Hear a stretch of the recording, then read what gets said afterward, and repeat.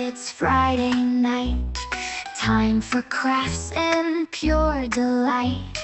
Paper, scissors, let's get started. With vintage tape, we'll be wholehearted. Every honey deserves her day in the sun. With enamel dots, we're ready for fun. Layer in circles and punch stars too. In the Late Night Crafty Club, it's all for you.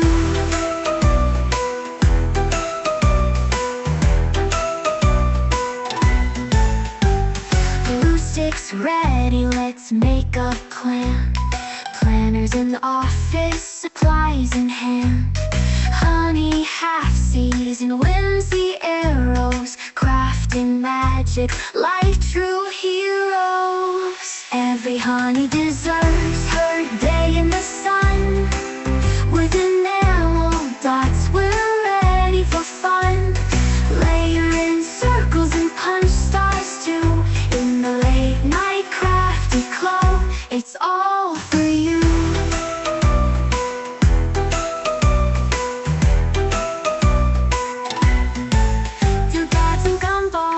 Let's create a scene. Join the club where we live our dreams. So grab your scissors and come along. Together we'll craft and sing our song. Every honey deserves her day in the sun. With enamel dots, we're ready for fun. Layer in circles and punch stars too. In the Late Night Crafty Club, it's all for you. It's all for you. Slip into jammies, grab something to sip. Stickers and golden scissors, let's take a crafty trip. The playbook's open with listers, got a list. In this crafty paradise, our dreams coexist. Every honey deserves her day in the sun. With enamel dots, we're ready for fun.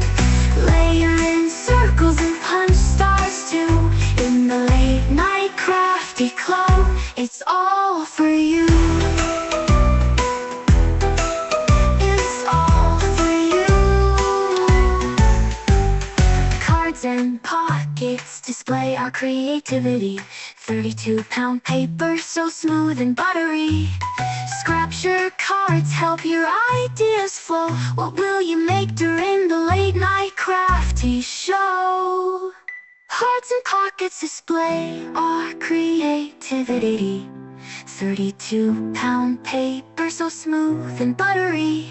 Scraps your cards, help your ideas flow. What will you make during the Late Night Crafty Show?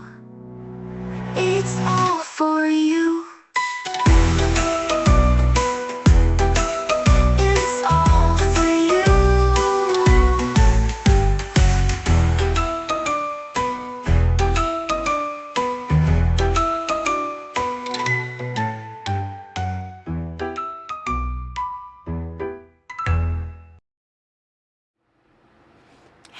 Hello, greetings.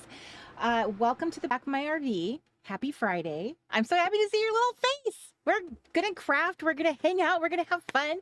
I see my little friends in the chat room joining me this lovely Friday, this lovely spring Friday. And so happy you're here. Hello, everybody. Welcome. I feel like we should have like a little announcer. It's the Late Night Crafty Club. The doors are officially open. So hello and welcome. Welcome. I don't know how else to make you feel more welcome. There's my official red carpet. I have officially rolled it out for you. Here's your engraved invitation. So I'm so happy to see your little face. You did receive an engraved invitation if you are subscribed to the snipping clip. That's the, oh wait, the clip and snip. Did I say that right? The clip and snip, the snip and clip. I don't know what I was thinking. On paper, that is the cutest name ever.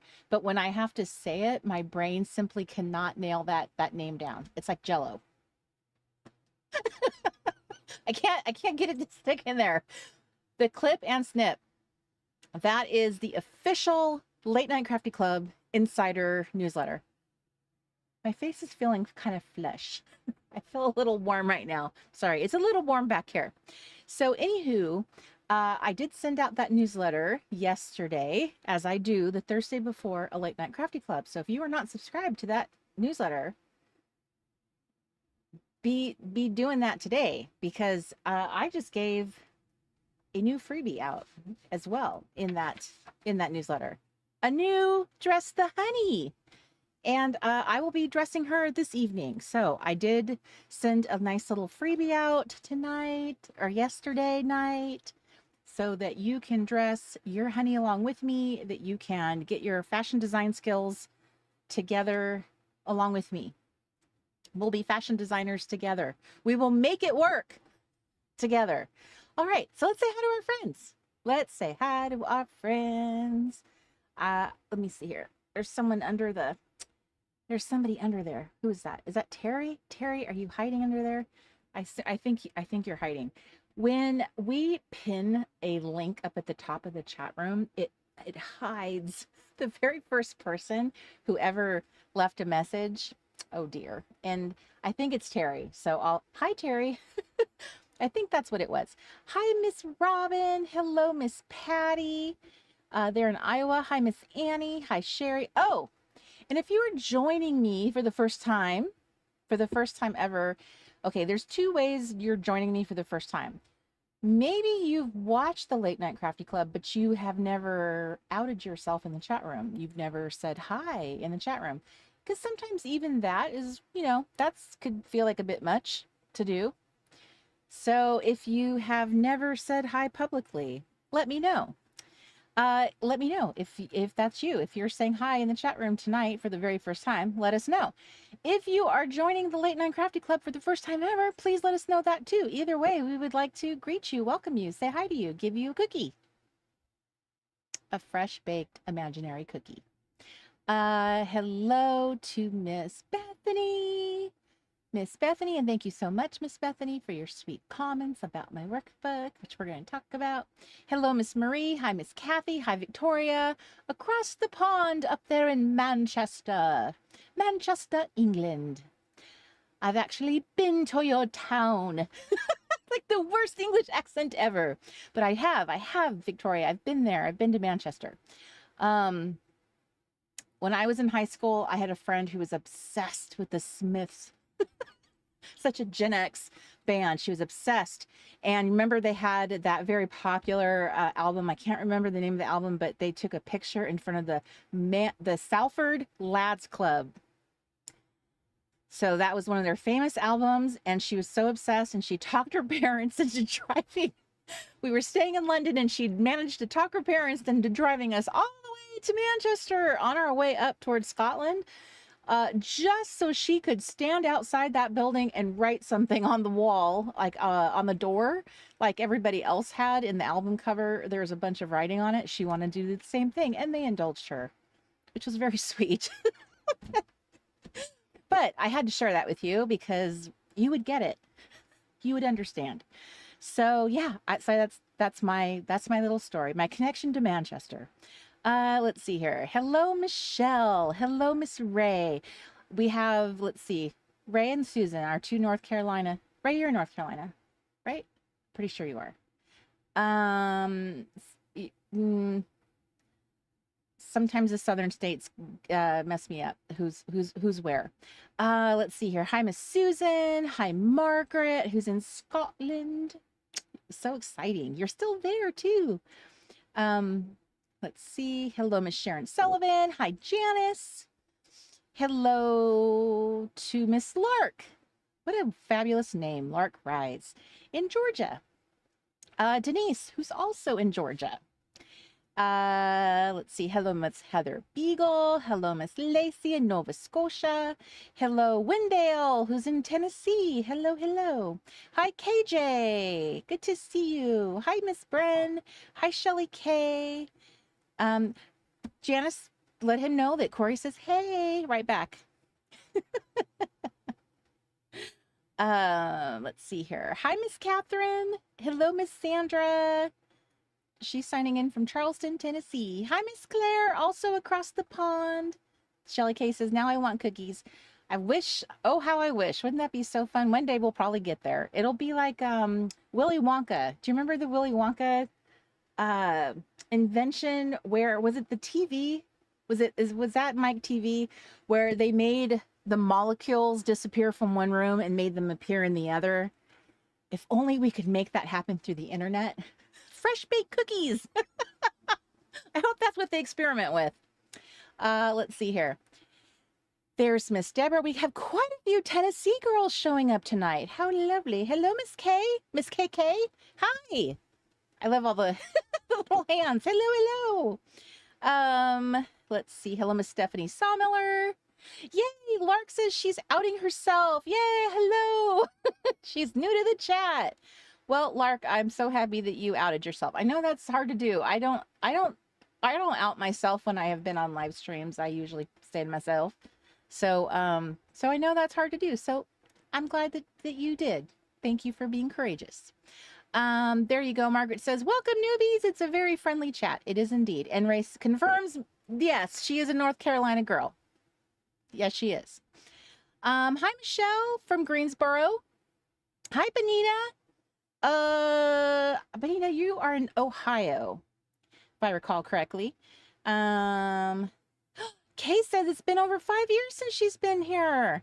Well, I'm so happy that you've come on back. Hello, hello.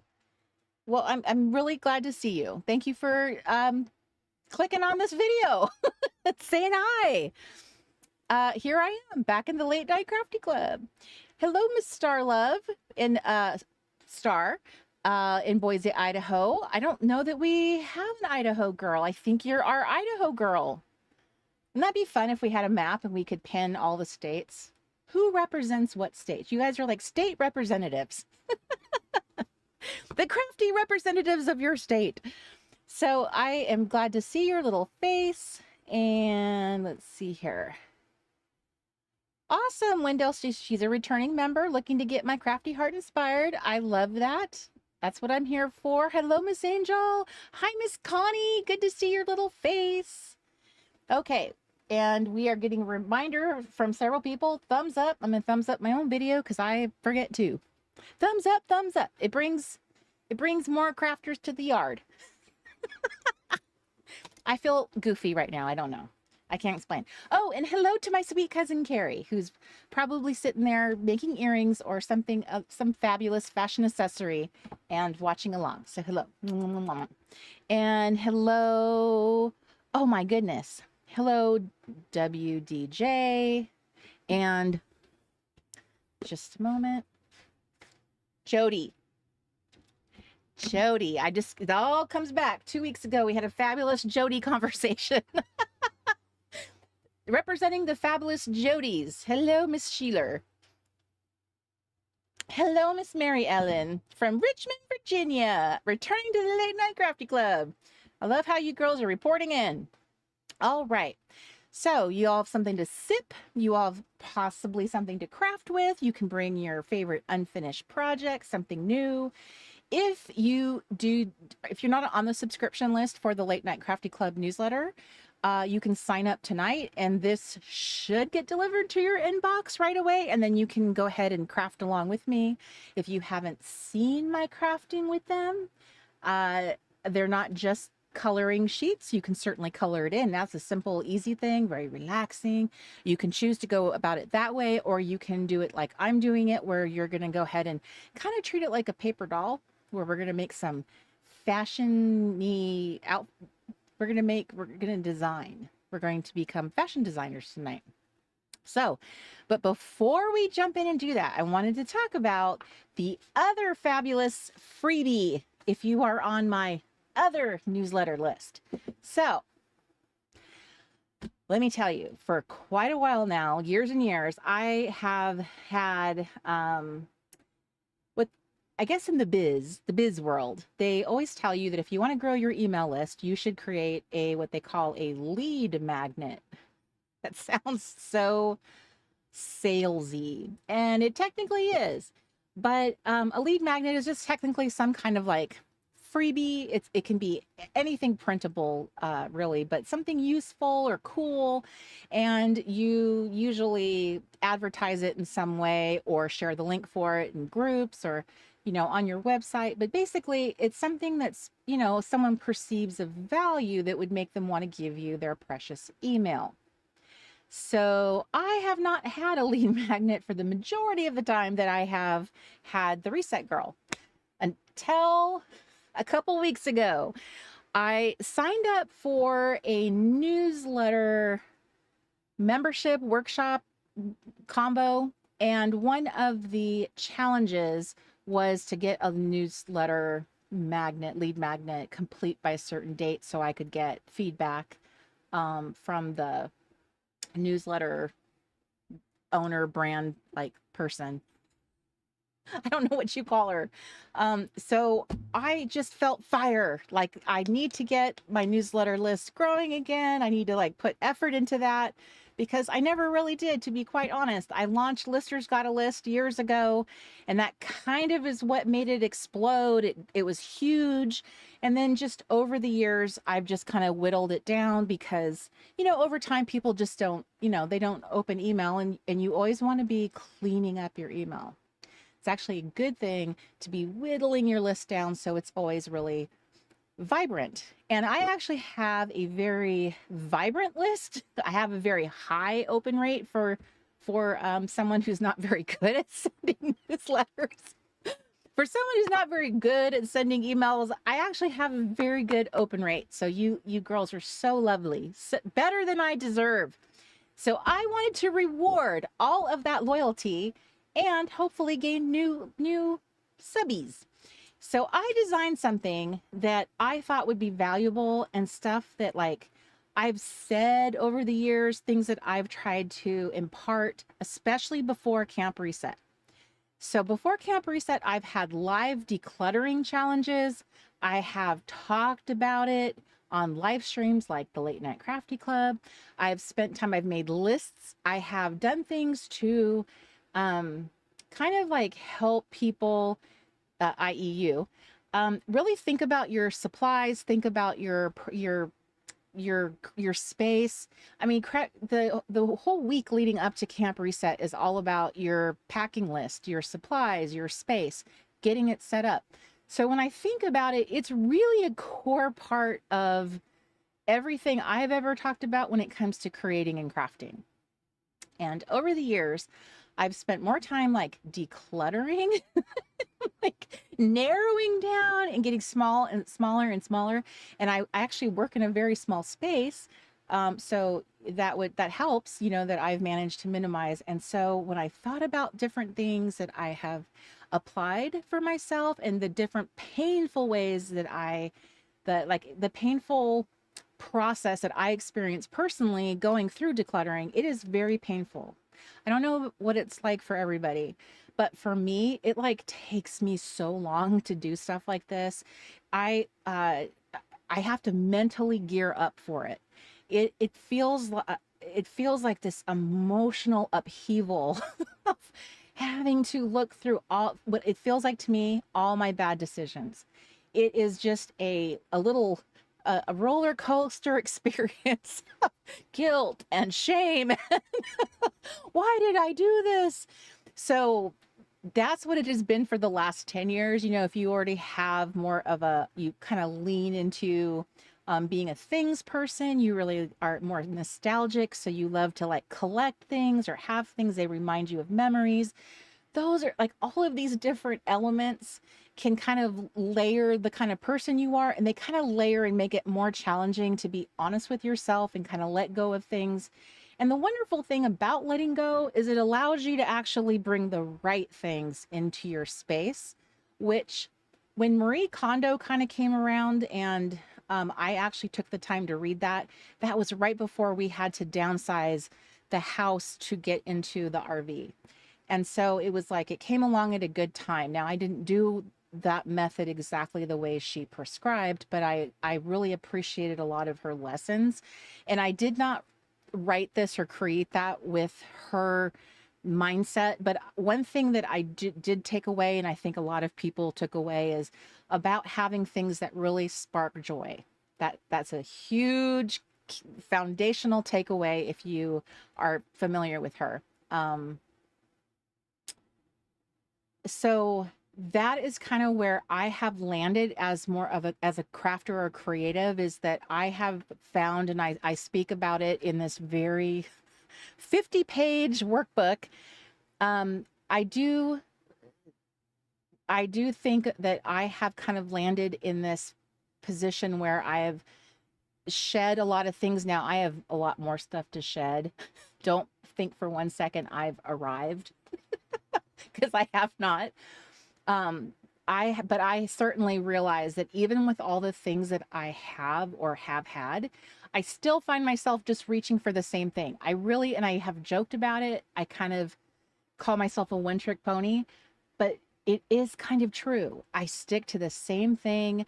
Like, as an example, I saw a really cute pair of scissors like this, but they were white. I believe they were We Are Memory Keepers. And I thought, oh goodness, those are so cute. And they would look so great in a photo. Because I still have the mentality that I post pictures on Instagram. So that is why I used to buy a lot of things, because I wanted to post it in a photo. I wanted it included in the styling. So I was buying things with that mentality, and I still have that mentality locked in my head somewhere. And I thought, so you're going to buy another pair of scissors because they're cute, because they're white, because it looks cute, because it looks fun, because they're going to look fun sitting on your desk. But now you're going to have 2 pairs of scissors to store. How many pairs of scissors do you need? How many can you use at one time? I mean, if I have these, which I've had since the beginning of, crafting it all, back in 2014, I bought these. Why do I need another pair of scissors? I had to really talk myself through that for a second. Like, there's no world in which I need a collection of craft scissors.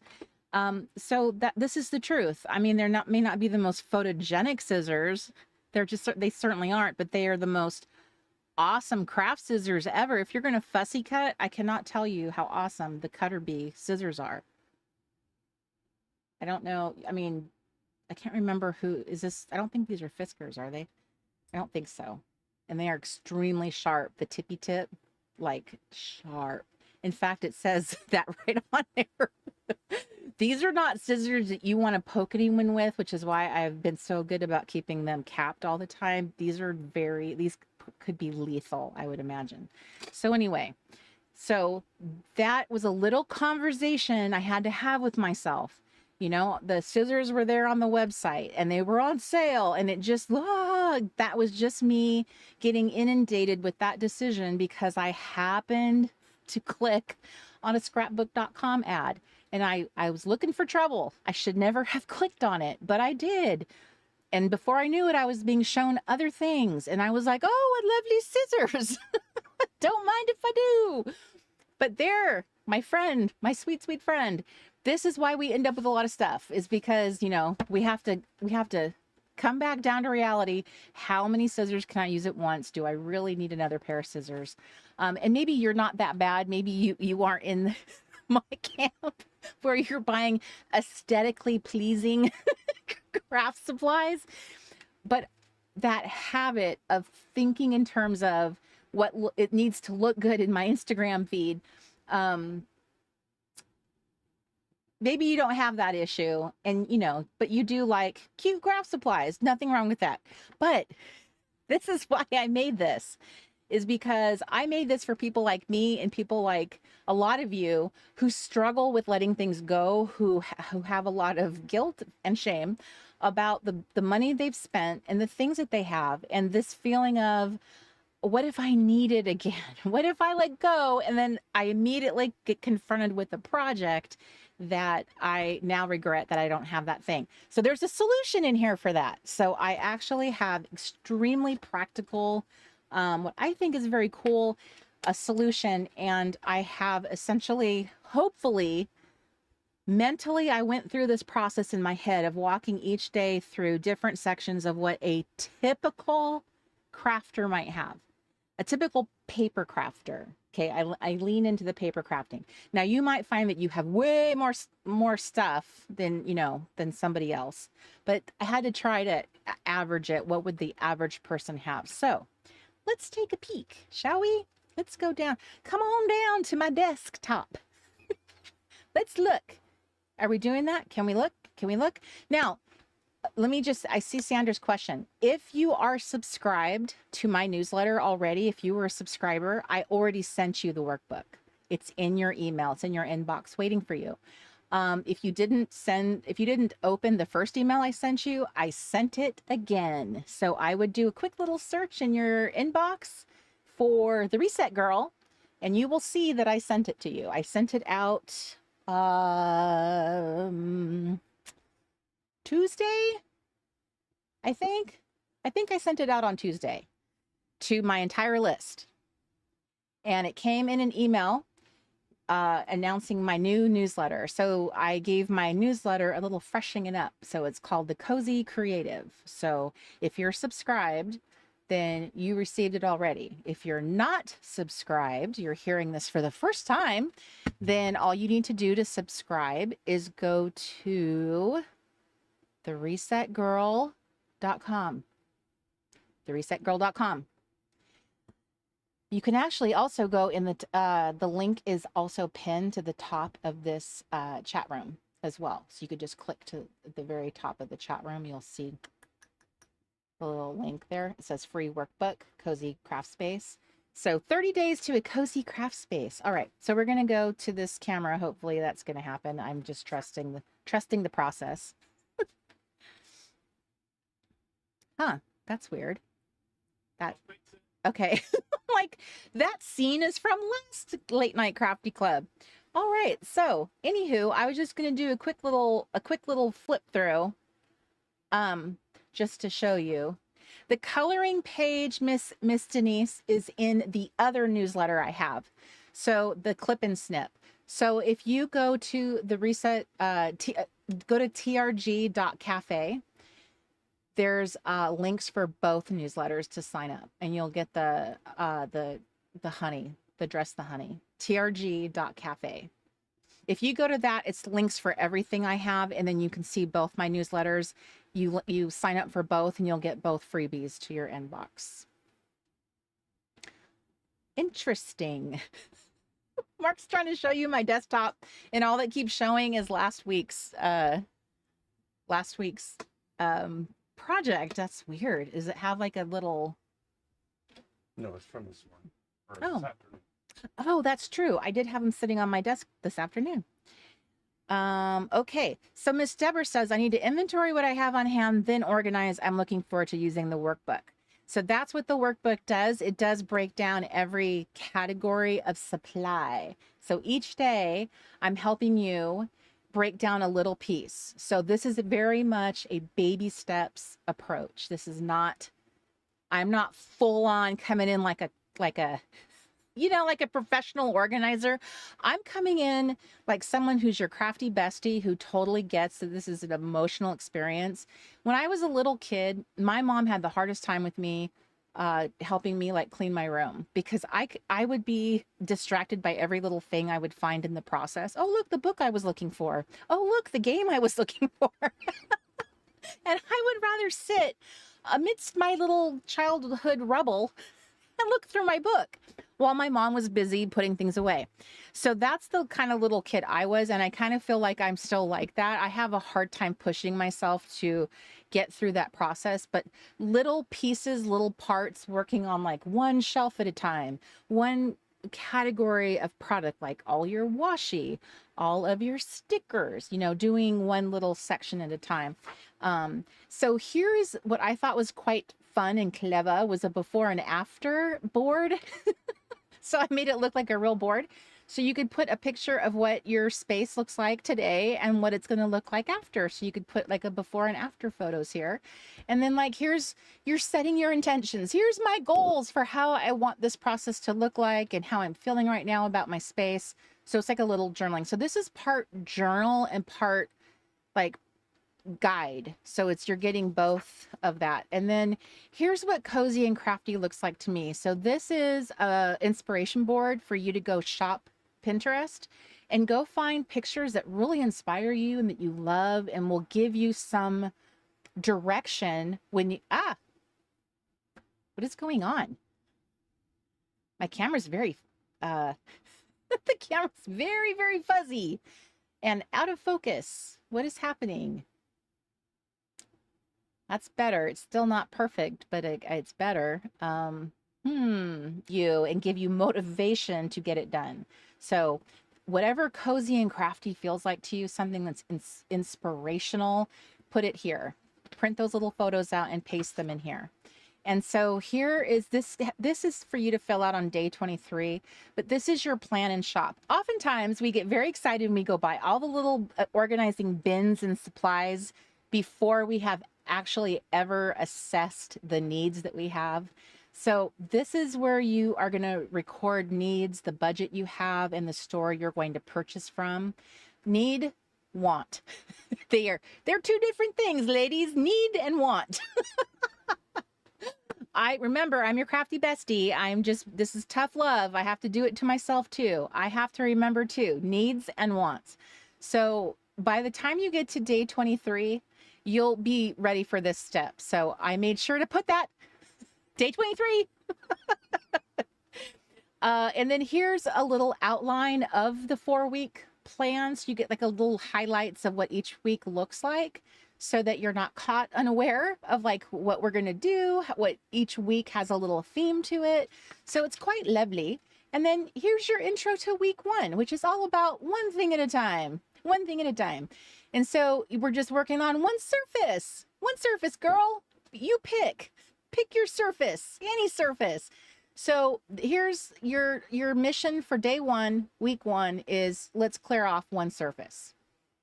Come on now. We can do that. This is just giving you a quick little win. And then you get a little journaling spot. So every day there's a little journaling spot. And sometimes journaling can be very helpful because, again, there's a lot of emotions when we're processing our stuff because stuff represents decisions we've made. And got to put those somewhere. And when we don't process those emotions, they end up causing us to repeat the cycle. So I made sure to give you a place to record. What did you actually do? And how'd that go? How'd you feel? What are you proud of? What do you want to tackle next? What did you feel good about?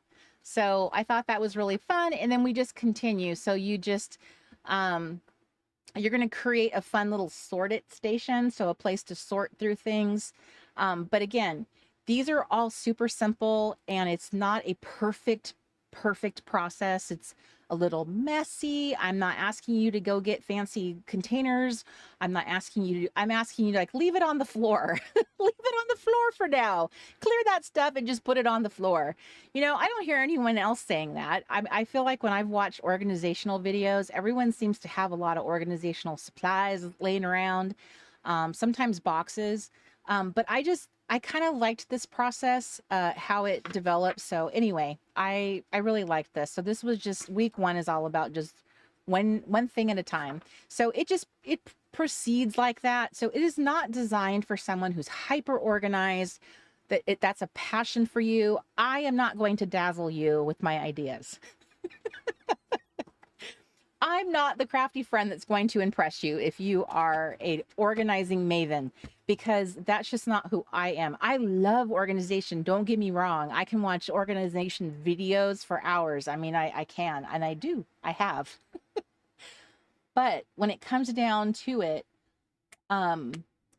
it's the decluttering process and getting to that really like very simple, simplified life. It's a journey. It's a process, and it's super imperfect. And you might have to like put this somewhere in your binder and come back to it You might need to repeat this once a year and have a little clean out. So it's definitely built with the understanding that a lot of us are probably pretty attached to things and probably get a little too excited when there's a good sale. And a lot of us buy stuff because we see other people with it online. And I'm guilty of that. And I've probably caused you to buy stuff. So there's that too. But this is what I made it for. It's completely free. It's a thank you. And I love it. Now, I will tell you, if you printed this out earlier than today, I fixed the file, but it didn't get linked properly. As you can see, this is actually quite lavender, which is an unusual color for the Reset Girl. I went a little crazy. I actually started kind of getting smitten with this shade. It actually is really speaking to me lately. But this color read really strange in the original version. So if your book looks a little more like a grayish lavender, try it again, because the file has been updated and now it should look more like this, where it's more of a lovely lilac-y kind of lavender. You know what I'm saying? So anyway, I hope that this helps you so much that you imagine me sitting there with you with snacks and walking you along with this process, because I get how hard it is to do. And I have to do it myself in a big way. I not only have to I need to go through this little space all over again, but I also need to go through my storage, 2 storages. So trust me when I say I have a lot to do myself. So, all right. So let me just say hi to anybody else who jumped in after I started my yap. Hi, Miss Annabelle. Hi, Papercrafty, otherwise known as Denise in San Diego. Denise, where in San Diego? Hi, Patty P. I'm glad to see your little face. Hi, Miss Sandra. There's Mr. Chris. Hi, Julie. Good to see your little face. I haven't seen you in so long. And then, hi, Miss Diana. Good to see your little face, too. And there's Miss Pamela J. And then Miss Jenny B. I'm so glad that you guys appreciate this, right? We all need some help. Now, my only, what's the right word? My only angle on this is that it's to help you get your craft space ship shape. Hopefully, if you join me for camp, you're going to feel like you're all organized and ready. That's why we're kind of doing it here in April. Camp is in July. So you have plenty of time to get your act together. But I wanted you to have that time to do it in case it does take you a while, but you will be able to freshen up and not only freshen up and declutter, but then spruce it up, make a little mini art gallery, get some little fresh, little decor. You can shop your house, you can shop the thrift stores, but you can freshen your space, make it inviting and cozy. So this was that little opportunity to just spring clean and then make it cozy. So that's what we're doing. Hi, hello, Miss Larry. Hello, Miss Linda. Hi, Donna. Hello, Miss Queen Bee. Hi, Kim Lockhart. Well, it's like a whole bunch of you showed up. Welcome. Have a cookie. I was just talking about the new freebie that I had designed. If you're subscribed, this should be in your inbox. If you're not subscribed to my newsletter, you can still do so. This is going to be given to everybody who subscribes, at least for the next few years, because that took a long time. But you can subscribe if you go to trg.cafe. That's actually a URL, trg.cafe.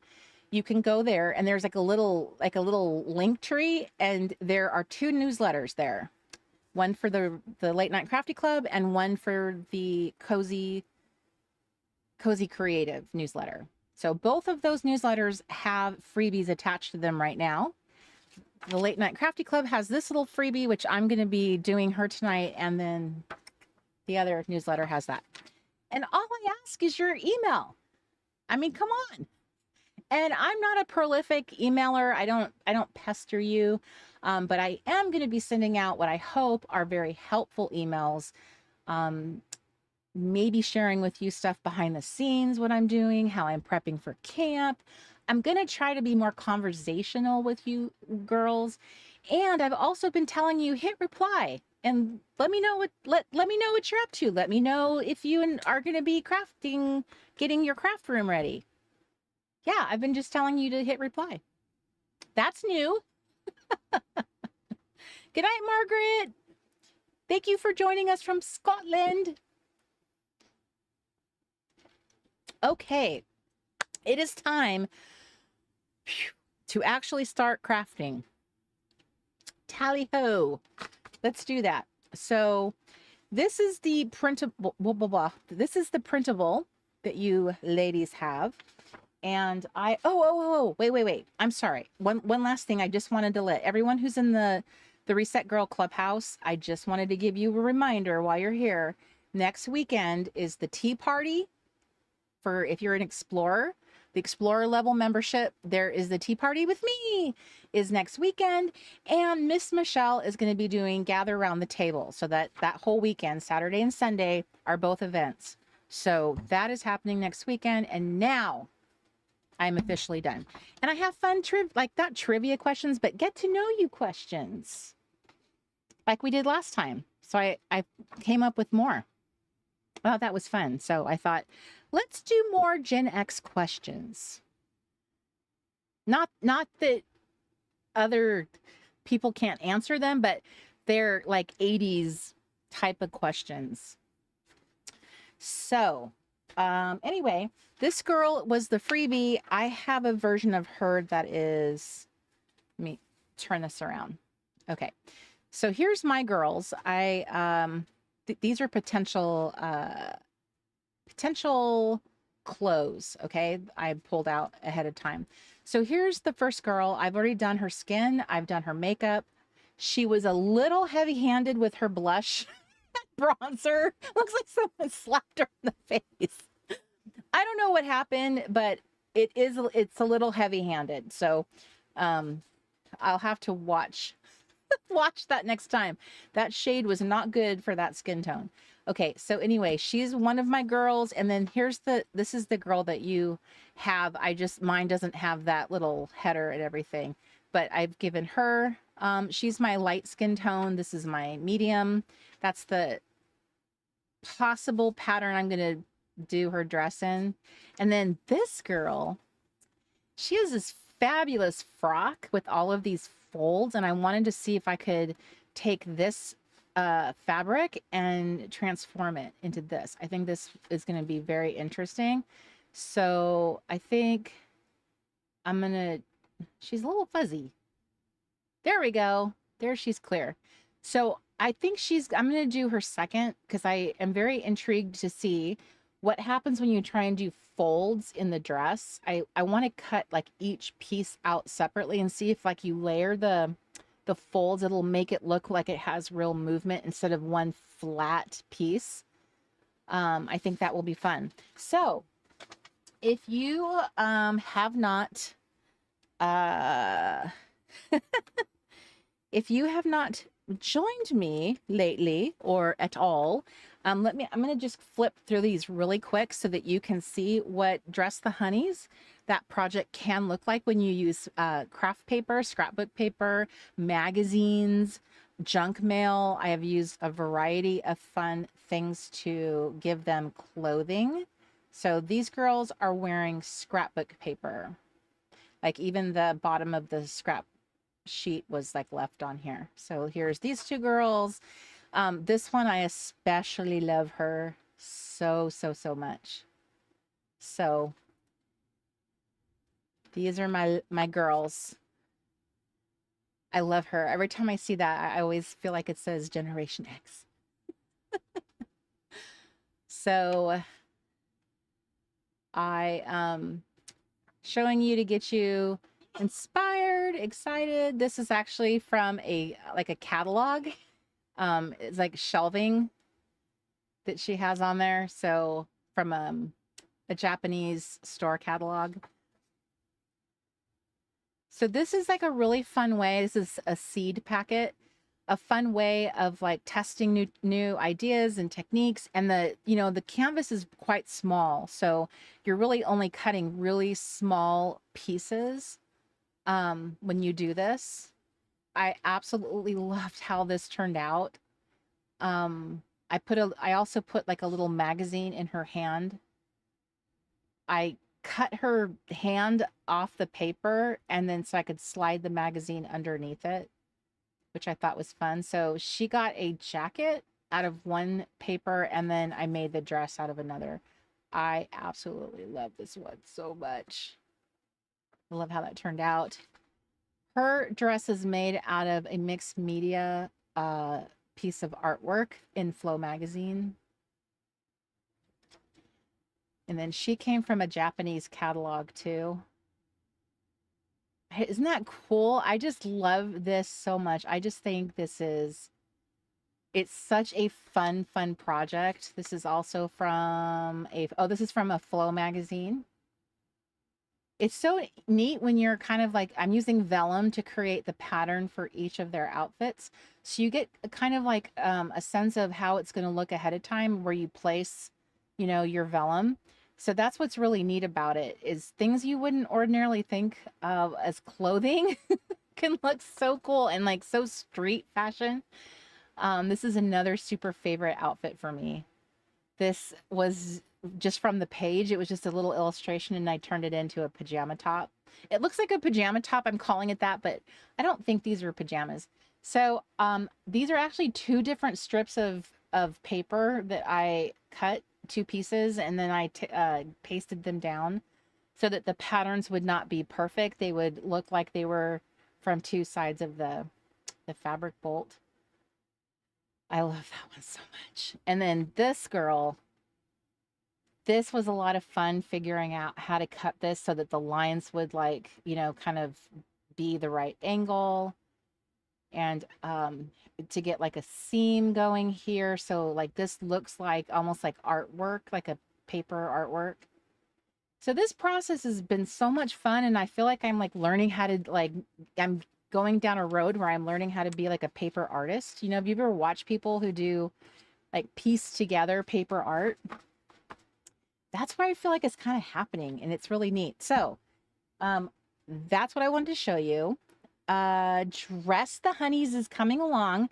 I want it to have its own separate workshop platform so that you'll have like little workshop videos, and then you'll have the printables. And so it'll be a standalone project. But when you come to Camp Reset, I'm going to have a mini workshop in there, and a summer version of Honeys that you can dress. And there'll be a badge that you can earn that is it's called the Glamour Camper Badge. And you're making camp couture. Isn't it so cute? I thought that was so cute. Anyway, I thought that was adorable. So you'll get a little taste of it, of making like cute little camp fashion at camp, and then there'll be a whole full-blown workshop. So I'm really, really excited. But in the workshop, I'm going to show the different techniques when I say techniques, I'm talking about, I don't know what I'm doing. I have taken no lessons. I have taken no classes, nothing. I am guessing how to do this. So I'm kind of of the mindset that part of me wants to keep it like that, so that to demonstrate to you that you don't have to know what you're doing for them to look pretty decent. I'm literally just guessing how to apply their contour, their lips, they're putting like little eyes on, because it's how you apply makeup. So the way that I'm doing their face is really a lot like putting makeup on. So I put like these practice sheets together so that when you do the workshop, you could learn how to do their skin, their hair, put a little beauty treatment on with the little lips and eyes, and then do like different hair. So it has been a lot of fun. I have really enjoyed it, but I didn't want it to not be approachable or feel like, oh my gosh, that's too fancy. I literally am guessing what I'm doing most of the time. I haven't watched anyone watched a professional, and you can YouTube so many people who like use their markers and their pencils and draw these gorgeous faces. I just didn't want to do that because I really wanted to see, well, how would I figure that out? What would I do? What would I layer? I just wanted to see what I was capable of if I thought it through. So I kind of like sitting with that. I don't know. I think sometimes it's kind of like maybe less intimidating if you thought, hey, I'm just going to show you my process. This is what I've been doing. And like, maybe that would be good. If I try and say I'm a teacher about it, then I have to be skilled. I don't know if that's who I am. So anyway, thank you, Michelle Kingsley. Okay, so here's my girls. I need to stop with the talky talk because it's the skin tone is so fun, Annie. I think putting their skin on is like doing the shading is actually the most fun, soothing part because alcohol markers are so fabulous. And then shading I add pencil to give them more texture. And I just love it. I absolutely love that part of it. And it's not scary. That's why that's why I'm putting practice sheets in there. So you can practice doing their faces over and over and over again. So you get used to how do you layer their skin tone, the pencil. I like pencil because it gives a little bit more definition, like where their cheekbones are, the little shadow under their neck, not the little the little waddle, but that lovely little the neck or the jawline that a lot of them would have. So it's kind of fun when you keep it in your head that these are women like that are you're putting makeup on them. I feel like all of that goes out of your head about it being intimidating because it's like, well, I put makeup on my face all the time. All right. I think I have literally spent an hour talking. Yes, I have. All right. Are we crafting tonight, girls? Are you guys crafting while I'm yapping? All right, you're going to be next. I wanted to do her. So I picked this very busy pattern because it's going to be a big bang for my buck. I'm going to get a lot out of this one without having to do too much. Where is my...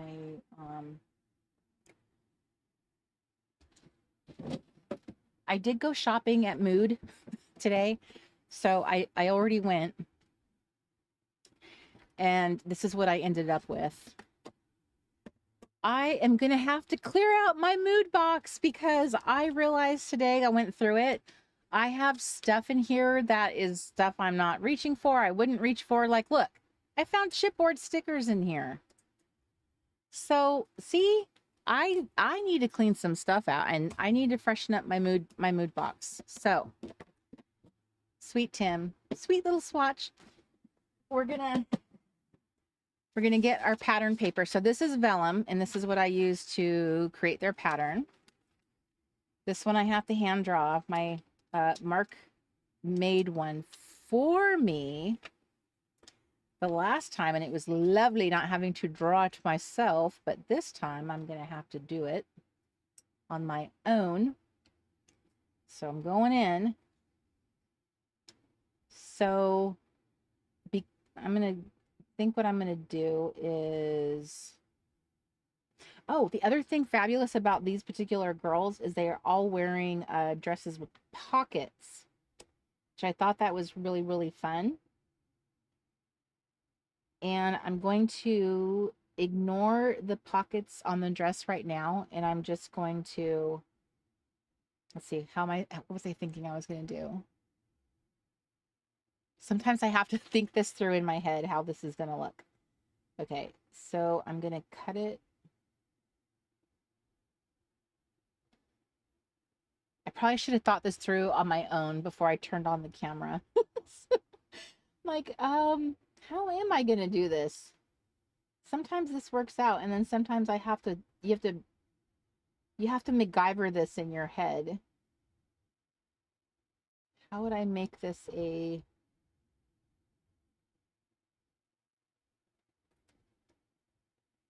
So what I'm doing right now is just tracing her dress. So So I'm going to use some of these pieces will become separated and some of them will stay together. Some of them I will trace over to become, whoop, that line did not stay straight. Okay, so she has a belt right here. I want to at least acknowledge the belt, even if I don't use the belt. The belt might be kind of hard to make an actual physical belt from. It would be lovely to be able to actually use it. Okay, so what I'm thinking is the place right here where their arm crosses over the dress, that's the part that I'm, for some reason, my mind is blanking on how that normally works, because you normally have to cut the hand out of the vellum so that you're accommodating that piece. So this is what I'm going to do.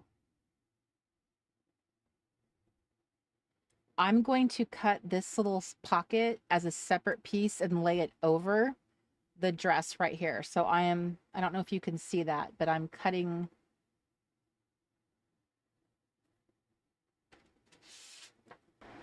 Can you zoom in the camera, honey?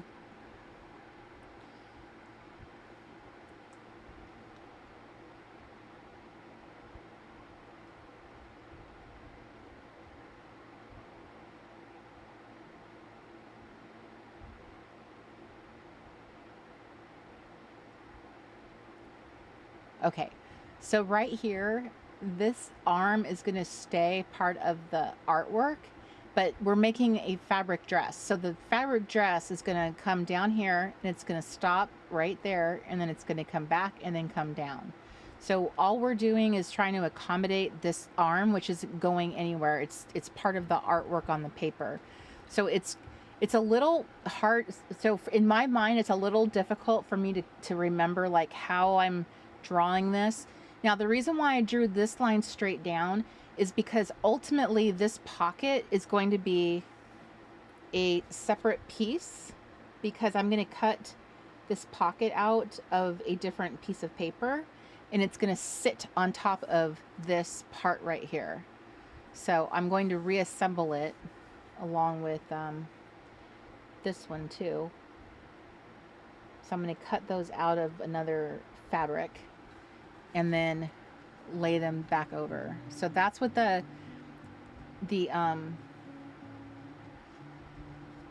dress kind of looks a little weird. Hang on, I just realized I didn't connect that there. So your dress has kind of an odd look to it when you take all the, you have her thumb is right there, and then you have this weird place where the hand and the pocket have. I'm going to put that pocket back. So hopefully that will make sense and hopefully it actually works and I'm not imagining this incorrectly. Okay. Carrie Dinker joined you. Carrie Dinker! Hi, my friend! Hi, Deb Gilgore. Carrie, it's so wonderful to see your little face. I was thinking about you today. Okay, so now here's the fun part.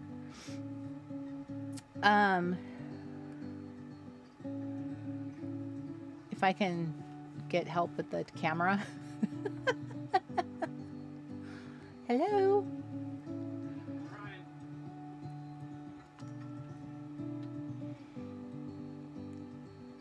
Okay, if anybody is crafting along with me, or if you're working on a honey with me, let me know.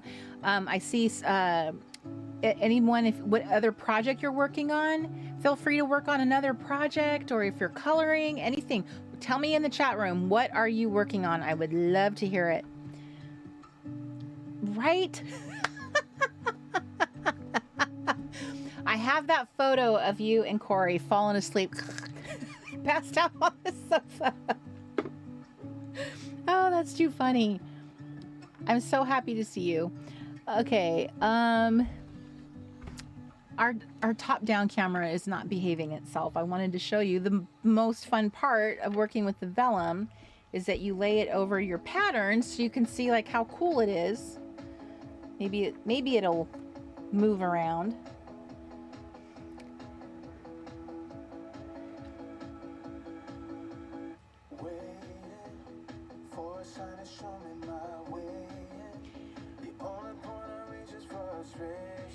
So can you turn the music down just a little bit as well? Okay, so far you have coloring page, vellum paper, and ink pen. Yes. So I pre-colored my honey. I did her in advance, so that part's done. I traced her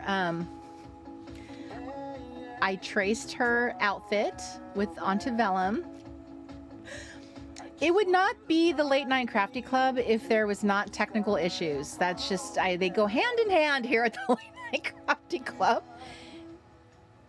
Oh my goodness gracious. Okay, so that's what I've done so far. So I've gotten that. So now I am trying to transfer over what this dress would look like with certain patterns like of paper. So like getting an idea. One thing about the honeys is a lot of times their bodies are kind of like bent, you know, they kind of, they're models. So they're moving their bodies in different ways. And so that might be something that you have to think about when you're doing their clothing. If you're using patterns, sometimes you might have to tilt the paper in order to get the right angle. So it doesn't make her look like an odd, because you wouldn't want, if there's lines in your paper, you don't want the top part of her to be going one direction and then the bottom half of her, because she turned her hips, now the lines of her dress are oddly placed because you just did this and you cut it directly out like a cookie cutter. Does that make sense? Let me just to give you an example, because I really had to. So like, that's why I cut panels here, is because I wanted to accommodate the line in this paper. There's a line at the bottom. I wanted to make sure that line would actually look like it would if she were wearing it. So this line would have that angle, but the garment, the way it's cut, it would actually tilt up on that side of her. So notice how it looks so natural because of that. If it was just straight down, she would have no movement to her. It wouldn't look like she was wearing a garment. The same thing. Here's another example. Like, I don't know if you can tell, but these are two separate, actually that's not a good example.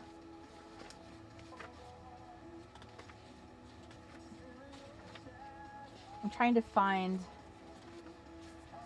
I could have sworn I had one. I guess that was only in my imagination. I had one where I guess it was that one with the pants. I was trying to get her hips, the direction of the dress is going this way and the top of her body was another. So it's something to consider, is you might want to cut out the bottom of a skirt, pointing one direction like this, and then the top part is turning it, so that you're not making just one piece, you make two, just to keep the dress to have movement, because these honeys, they love to stand at angles. They just do. So they're not little straight little gingerbread men. And that's what it would look like if you just cut a flat image out of a pattern. It would look like she was wearing she'd look like a gingerbread. I think that, does that make sense? Does that give you more idea if you're trying this at home? The only thing I'm not a fan of is the color combination in this particular pattern. As I look at it here, I'm trying to figure out like, what colors am I going to get? One thing I do like is the fact this number 8 is going to be like a whole side. But I don't know if I love this part. Like the bottom half of the dress is going to have this green here. I think what I'm going to do is this. I think I'm going to do the top part of the dress differently, because it's just such an unusual, this is going to be unusual anyway. So let's just do that. So I'm going to get, hi Alicia.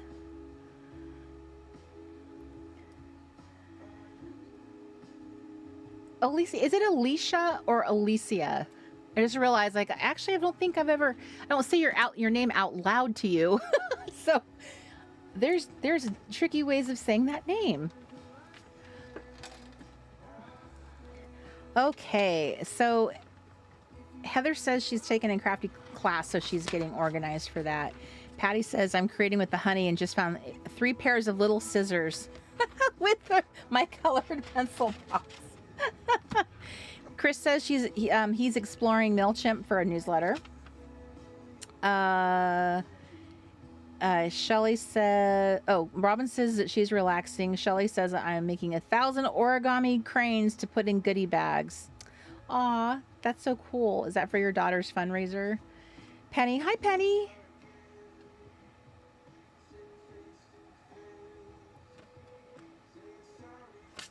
You make some fluffy dolls. I like using to design my own styling.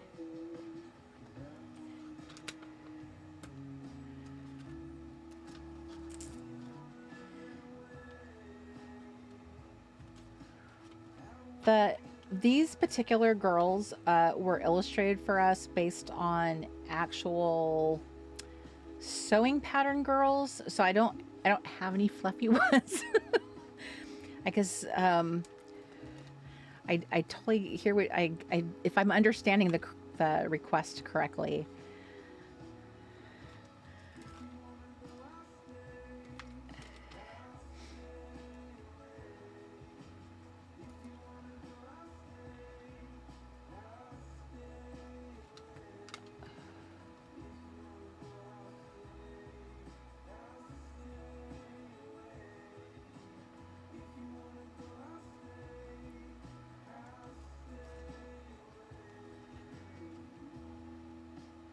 Okay.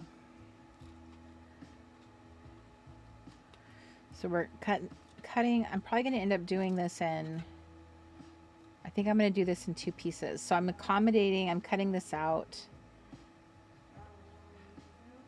Hi, Anna.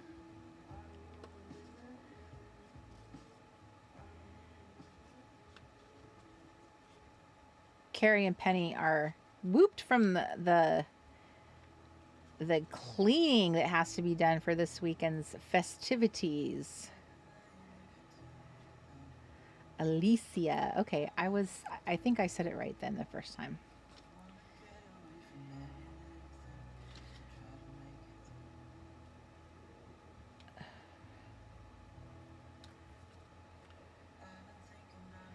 Okay. So I think what I'm going to do is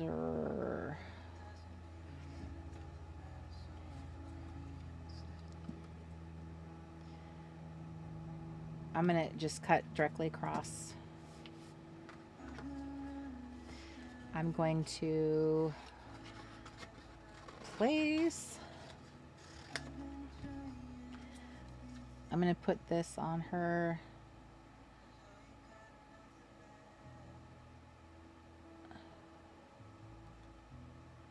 I just realized that I don't know if this is a good placement for this part of it. Is that awkward? I don't know. I'm not sure if I would like a big white dot on my on my chest. I was so focused on this side because it kind of reminds me of like a bowling shirt, kind of like that looked really cool, and I love the navy and this green together. That they're like, that feels really Kate Spade to me. But I don't think I focused on that.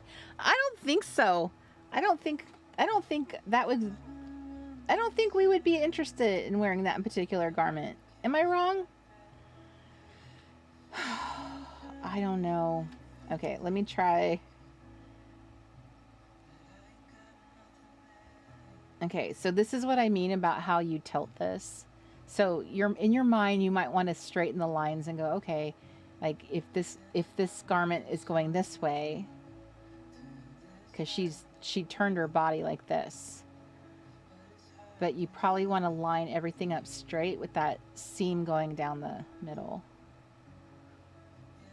At least I think that's how it worked.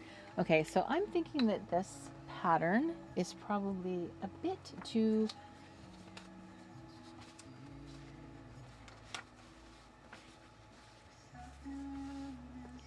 me try a different combination. I do love this a lot. I do like a wood shirt. That would be cool. I do like this. This is the girl I made last with her cool jacket over the top. That was a cool top.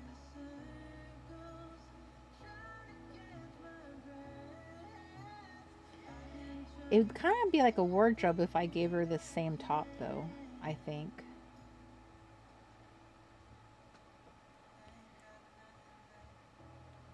Okay, I think I'm going to do that. So I'm just trying to make sure that this is going to line up with an actual...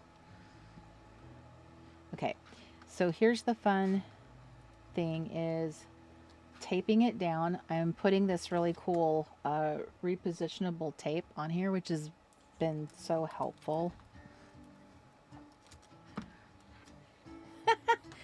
Mary Ellen speaks for the group. She says no to the placement of the shirt. Right? We wouldn't be wanting to walk around with that. Hi, Miss Carrie.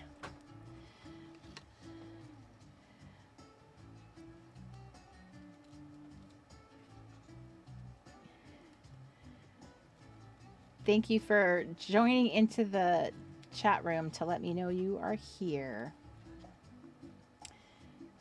Okay, so I am doing this top, and I think what I'm going to do is make the little lapels out of the wood.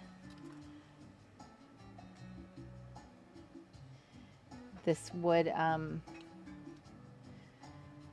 what is it called? Wood grain. Couldn't think of what that word is.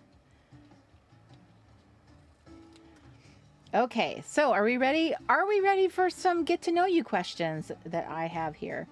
So here is my next step. This is a carbon paper, and I am going to lay it on top of my shirt. Oop.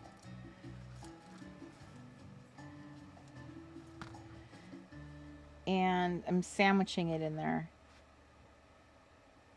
And I'm taking my little, I forget the name of this thing, and then pressing it down so that I can outline like where the lapel goes. Oh.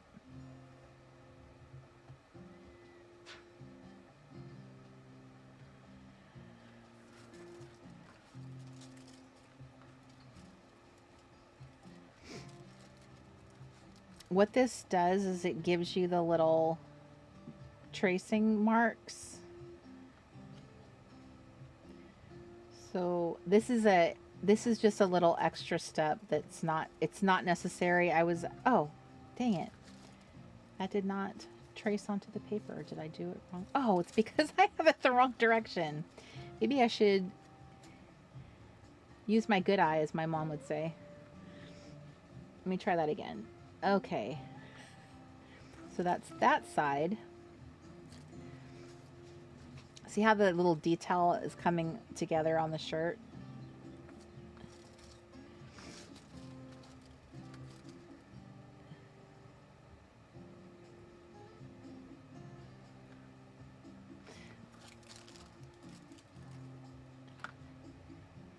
Hey, Holly. Hello, Miss Misty. Pamela, I've been sending out, I've sent out one camp email so far. It's like a little teaser, but I will be sending out camp emails every single month leading up to it. The April camp email hasn't gone out yet, but it will be shortly. So as long as you're on my newsletter list, you will be getting all the details. I wanted it to be like a fun leading up to camp experience. So this time I have lots of fun little emails planned.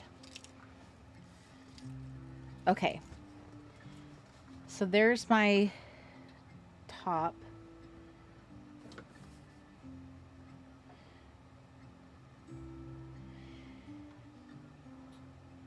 So these little pieces right here are what I wanted to replace.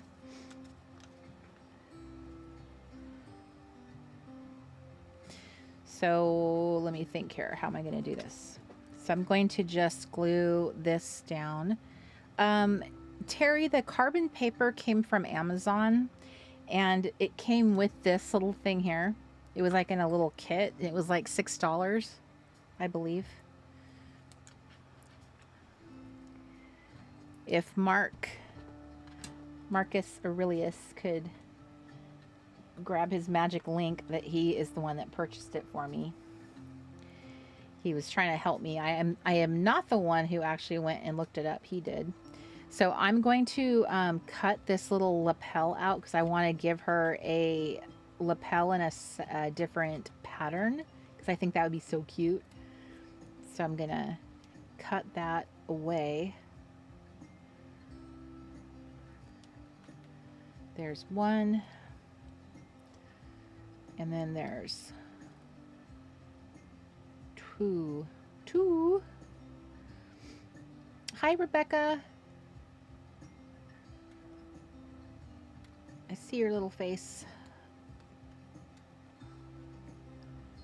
Do you guys remember using carbon paper for doing art and stuff? I do remember using it in art class. I do have a vague recollection of that. So I'm going to add this little detail here. The link is posted in the chat room if you are interested. It is an affiliate link of Amazon.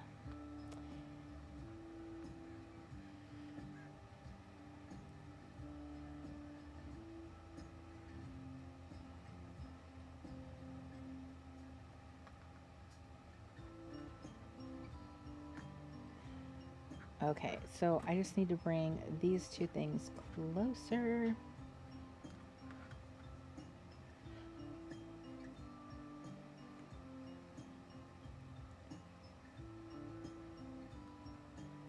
Huh, that's weird. Why does this seem like it's not as long? Did I cut it wrong? I didn't cut it wrong.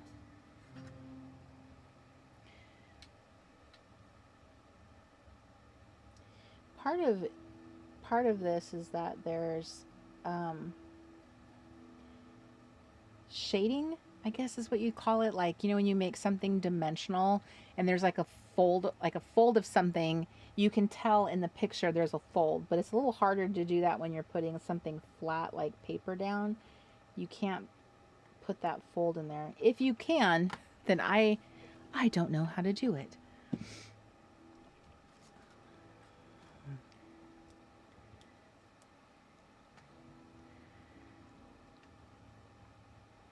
I think carbon paper is that same thing. I didn't. Mary Ellen says I was an order typist with 5 sheets of paper and 4 carbons. If you made 3 typing mistakes, you had to start all over. I do remember that in 8th grade typing, that you were allowed so many mistakes, and then they'd pull it out. And I do remember typing paper had that kind of. It wasn't carbon, but you guys remember typing paper, and it had this. It was thicker than this, but it had that feel to it. It had a very flimsy feel. And I don't remember. I think they made those little tiny white sheets that you could tuck in between the little type things. I think that's what we were allowed to use. Okay, so I am putting a line down the middle of her dress.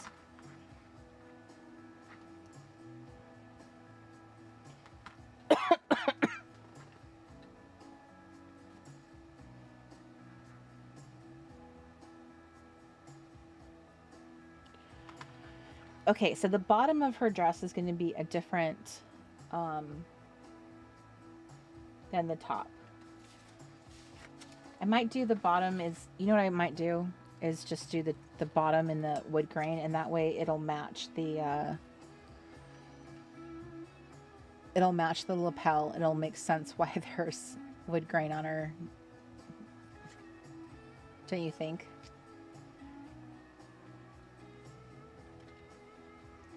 The only thing is, I feel like this skirt, the height of this is just a wee bit too.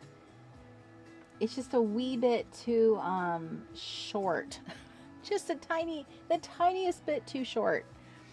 So this is where I love having the ability to mix patterns and stuff and come up with something maybe a little different than what I had planned. 1 second. I want to...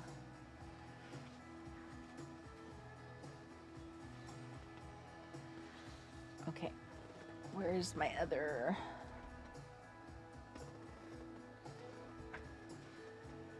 I think I left my other paper box out front, so I will be right back. You guys entertain yourselves for just one moment. Do do do do do do do do do do.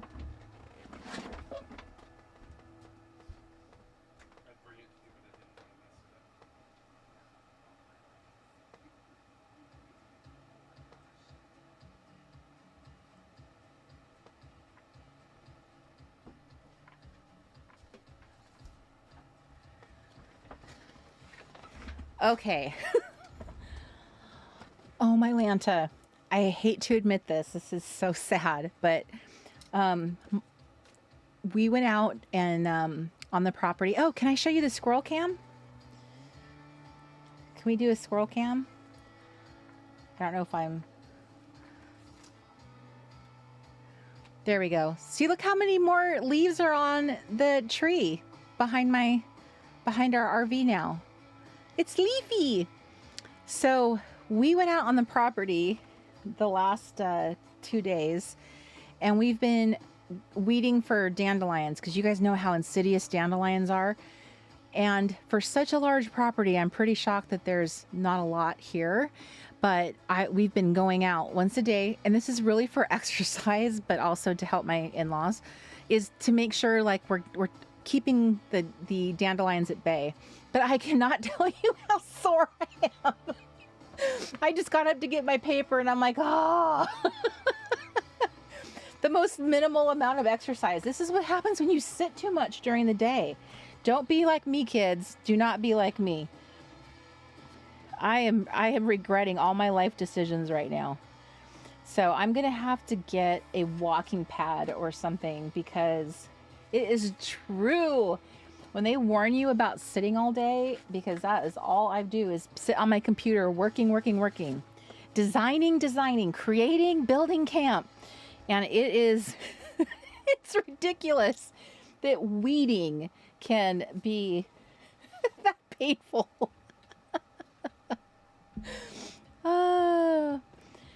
Okay. You guys can make fun of me. It's okay. I make fun of myself.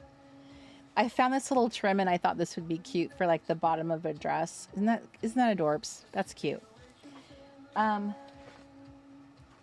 have this box of one of my little record boxes. So I thought I would look in here. Here's some ledger paper. You can never go wrong with ledger. Love some good ledger paper. It is a little hard sometimes. Where's the bottom of the skirt? It's a little hard to imagine what something's going to look like unless you have there we go. So this is what's so great about like having, see what I mean about the skirt and these are really straight lines. So this is something you'd really have to think about what direction you're cutting to make sure these lines make sense when they're pasted to your girl, because otherwise they could look crazy. I'm gonna have to do that, Mary Ellen. I cannot continue this way. I'm gonna be all deteriorated.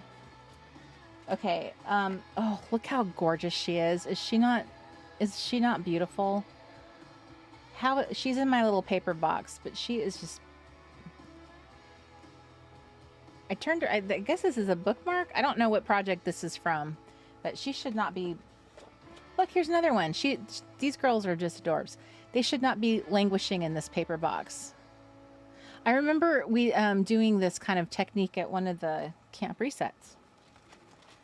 That was the first time I did like one of the, calling it paper quilting or something like that. Okay, eyes on the prize. I'm trying to find a cool lower half of her body here. So nothing's off the table. Like anything could work, even like the back of a sewing pattern. That could be cool.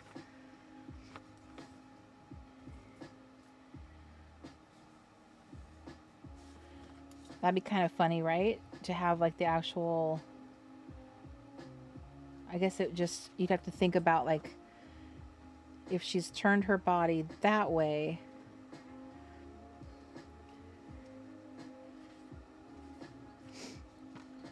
So you'd want to hold it like that so that when it's slightly turned, it makes sense. So I think that could look cute.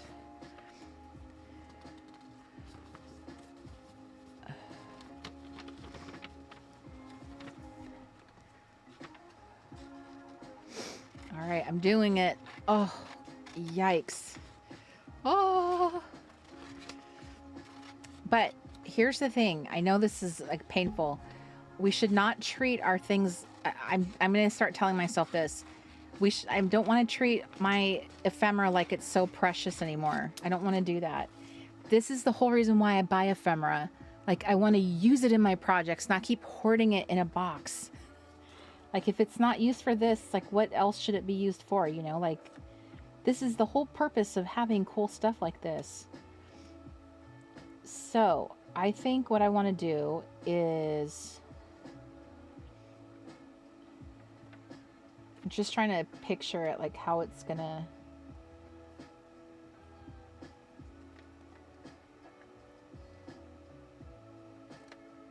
Okay, so I'm gonna turn it so it's flat this way. I'm gonna do it a little higher.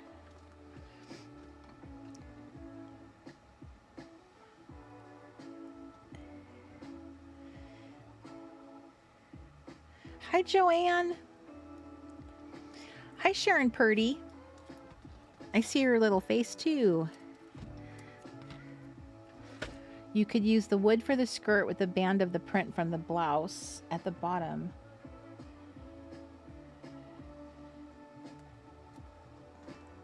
You know what's great about this is because these honeys are printables, you can print multiple versions of them and experiment. Try different like outfits on them. You can test out different things. You can have like a redhead. Like she makes a great redhead. I don't know why I always see girls with short hair like this. I always want to make them redheads. But you could make a blonde version of her and a dark-haired version of her. So there's like different color, like different skin tone that you could do and try different clothes. As you get better and better at it, you know, and your skills, like sometimes when we get really into something, our skills get better and better. You start thinking of different ideas. Your creativity starts to flow. Just like the song says, our Late Night Crafty Club song. Okay, there's a notch in the skirt. Remember, this is the skirt I have to add pockets to. These pockets.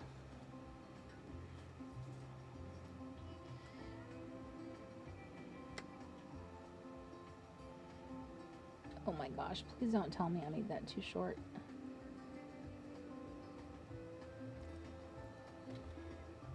Okay, it actually does make that hand look like it's sticking in a pocket. Okay, so I am gonna, yay, Pamela found the newsletter. She says, I even remember reading it. I do that too. Yes, so if you're just joining us a little bit late, I sent out an awesome freebie, if I don't say so myself, this week. So if you're a subscriber to my newsletter, it is a big juicy gift waiting for you in your inbox. It is the 30-day... The 30 Days to a Cozy Craft Space. It is a 50-page journey through decluttering and cozying up your little space. It is totally free. If you are not subscribed to my newsletter, it is not too late. You can still get it for sure. All you have to do is go to... Let me see, where should I send you to? theresetgirl.com, and there's a sign up right there on my homepage for you to sign up to get yourself that workbook. And that's going to get you camp ready. Get your craft space. You know what, Kay? I was actually thinking about that too. I was like, one of these days, I'm going to give one of these honeys like I want to give them like a cool hair color. Try out something a little more, try to do something a little more modern for their hairs.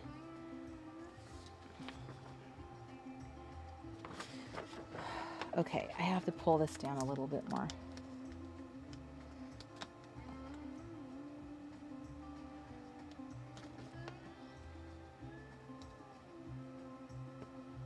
Do not know how I got that one so off. Okay, so now it is a matter of picking out some pockets. Now, should the pockets be the wood grain because that would tie in the collar? Should they be something totally different? I did notice that there were some like little snippets, little pieces that actually had like little decor that might be like cute.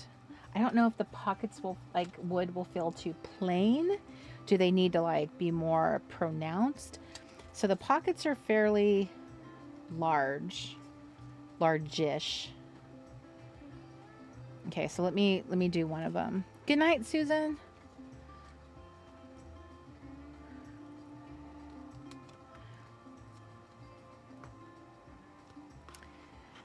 Okay, I actually didn't get to ask my question, you guys. I said that I was going to ask a question, I didn't. All right, quickly. Let me get this out of my mouth before I forget. What snack was always at your childhood sleepover when you were a kid? Obviously, you're not having childhood sleepovers now, right? What was a snack that you always had at a childhood sleepover? Thank you, Mary Ellen. That is probably the case, is not making room for that. See, that's too bland. That's too bland and boring. She needs something a little bit more, a little bit more. So in this Flow magazine, they had these like little sticker strips that I thought were really interesting. This was like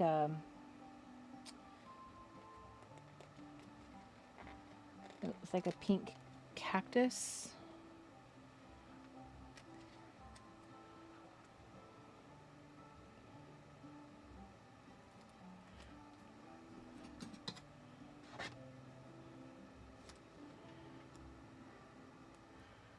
I'm not saying this is the right answer either, but at least I have a piece of something to work with. I have a pocket already cut out.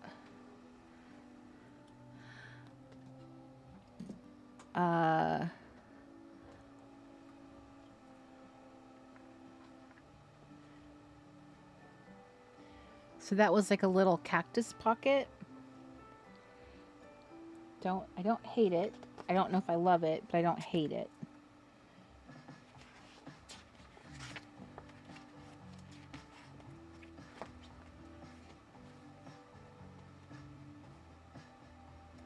Ooh, I like that green.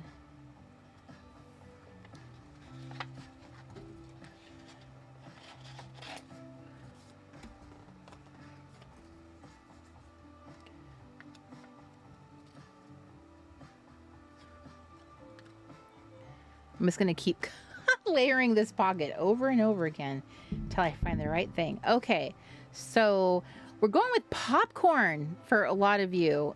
Popcorn was the apparently the official snack at childhood sleepovers. And we got chips and dip from Kim. We got popcorn with peanut M&Ms. That's my favorite, my mom's favorite.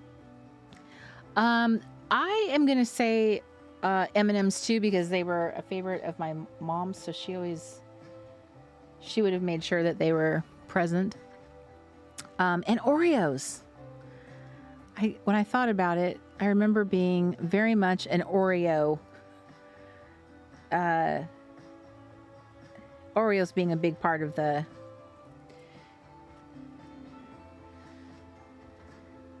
Chris is going with popcorn. I mean Skittles. Okay. Are you girls ready? Next question. If you could raid one 80s character wardrobe, who would it be? So when I say an 80s character, it could be television or movies. If you could raid any one 80s character wardrobe, who would it be? I had to give this a lot of thought. So I had to think about it. So if you need some time to think, I will give you some time to think. But who would it be? Ooh, how about this? How about this? Okay, I think I might have a candidate because the color is so bomb here. Ooh, that would be cute too. How about these tickets, these admint tickets? Let's go with one of these. Can I get pockets out of these? I think so.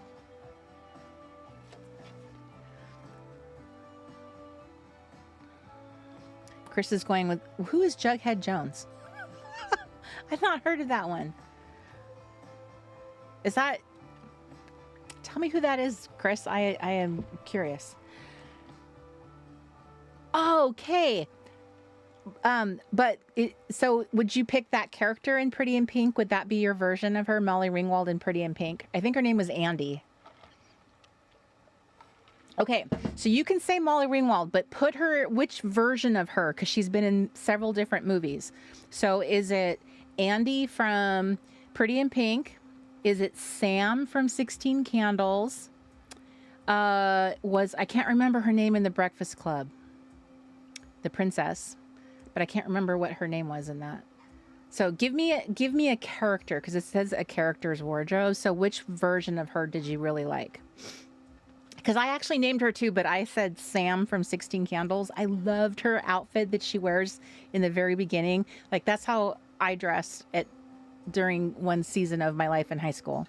So that's what I thought, Chris, the Archie comics, but I wasn't sure. I didn't know he had a last name.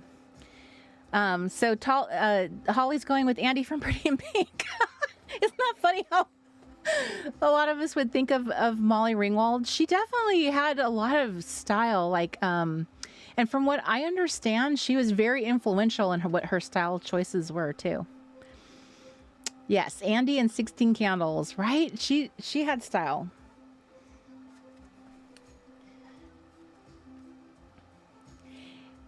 The funny thing too is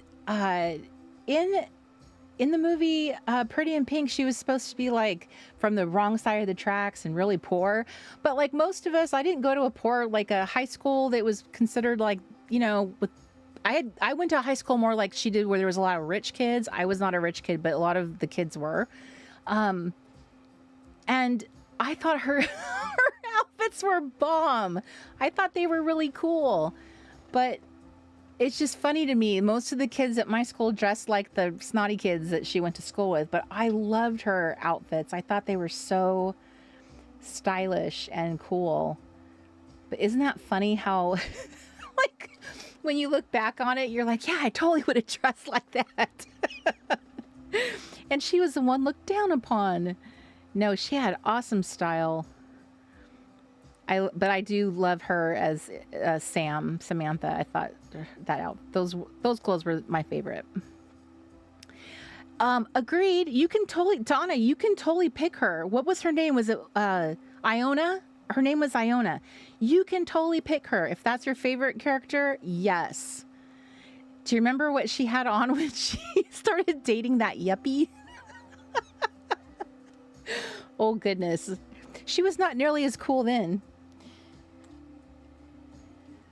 Okay, I kind of like that. I don't know. I kind of like it. Oh, okay. Chris, I gotcha. I didn't realize that show was on Netflix, so it has been updated for the younger kids. I getcha. Okay, Holly's going with Iona too. Okay, Penny said Gem. If I recall, that was a cartoon. Yes, the beehive hairdo. And her dancing with Molly to the song Cherish. Yes, agreed. Yes. Oh, so many of her outfits were so good. They really did such a good job with her. Okay, ready for the next one? What was your go-to creative hobby as a kid? So a creative hobby that you had as a kid. What was that?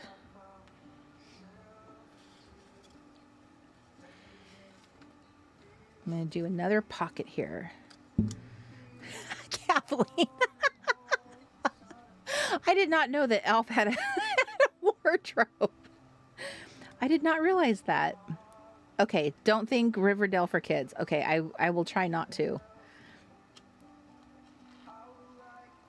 I find that interesting that they did, like whatever you want to call that, revive it, transform it. I have no idea what they would have tried to do with that show. Who knows? Okay.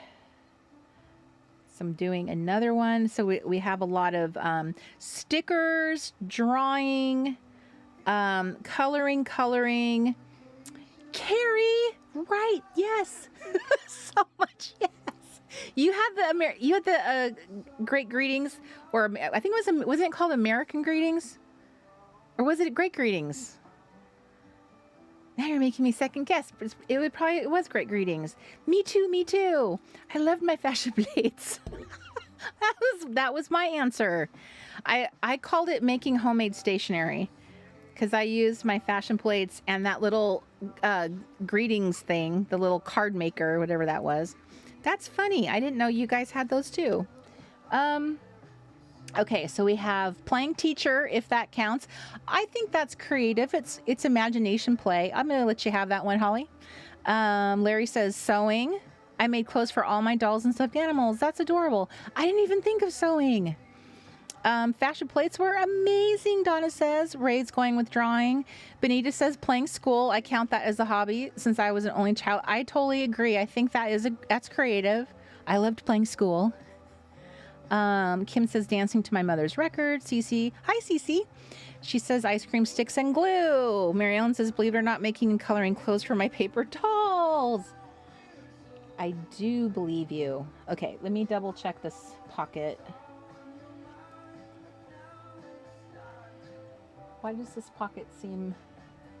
You know what? It's probably the pattern on this paper can make it seem a little... I think it's the color I like. It's the stuff that's on the pocket I'm not a fan of. Do I just want to leave the pockets not there? One of them I actually have to put a pocket on though because it has that showing there.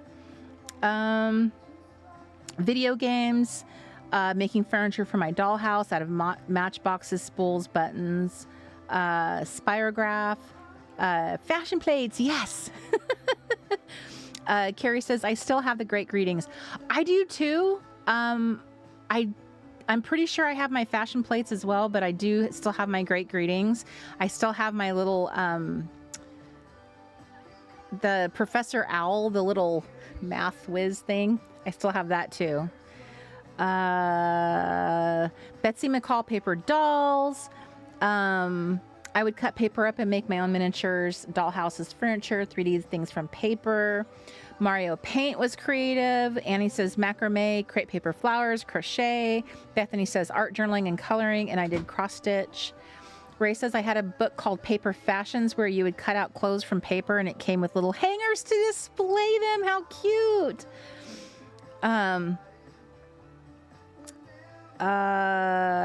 Okay, I'm definitely going to. I just got that. I'm sorry, that took a moment to land. All right, Michelle, I just understood what you were saying. Okay. We are gonna hunt for another paper because I'm not loving the fact that it's got print on it and it's clashing, but I do love the color. I think that color is amazing. So I just need to find something with a similar color. I have a lot of map paper in here. Can we do a map?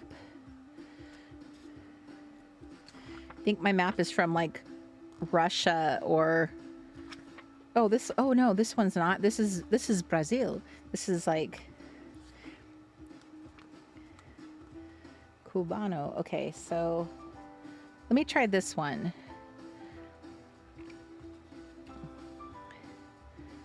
It does look like the skirt has hidden pockets. It does. My only problem though is I didn't, because I chose to do it how I did, now there's a little bit exposed part of my skirt showing, so I have to put this pocket on.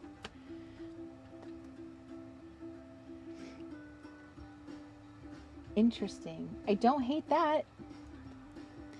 All right, we're just gonna do this because I like it enough. I'm going to live with it. I'm going to accept it. I like it. I don't hate it.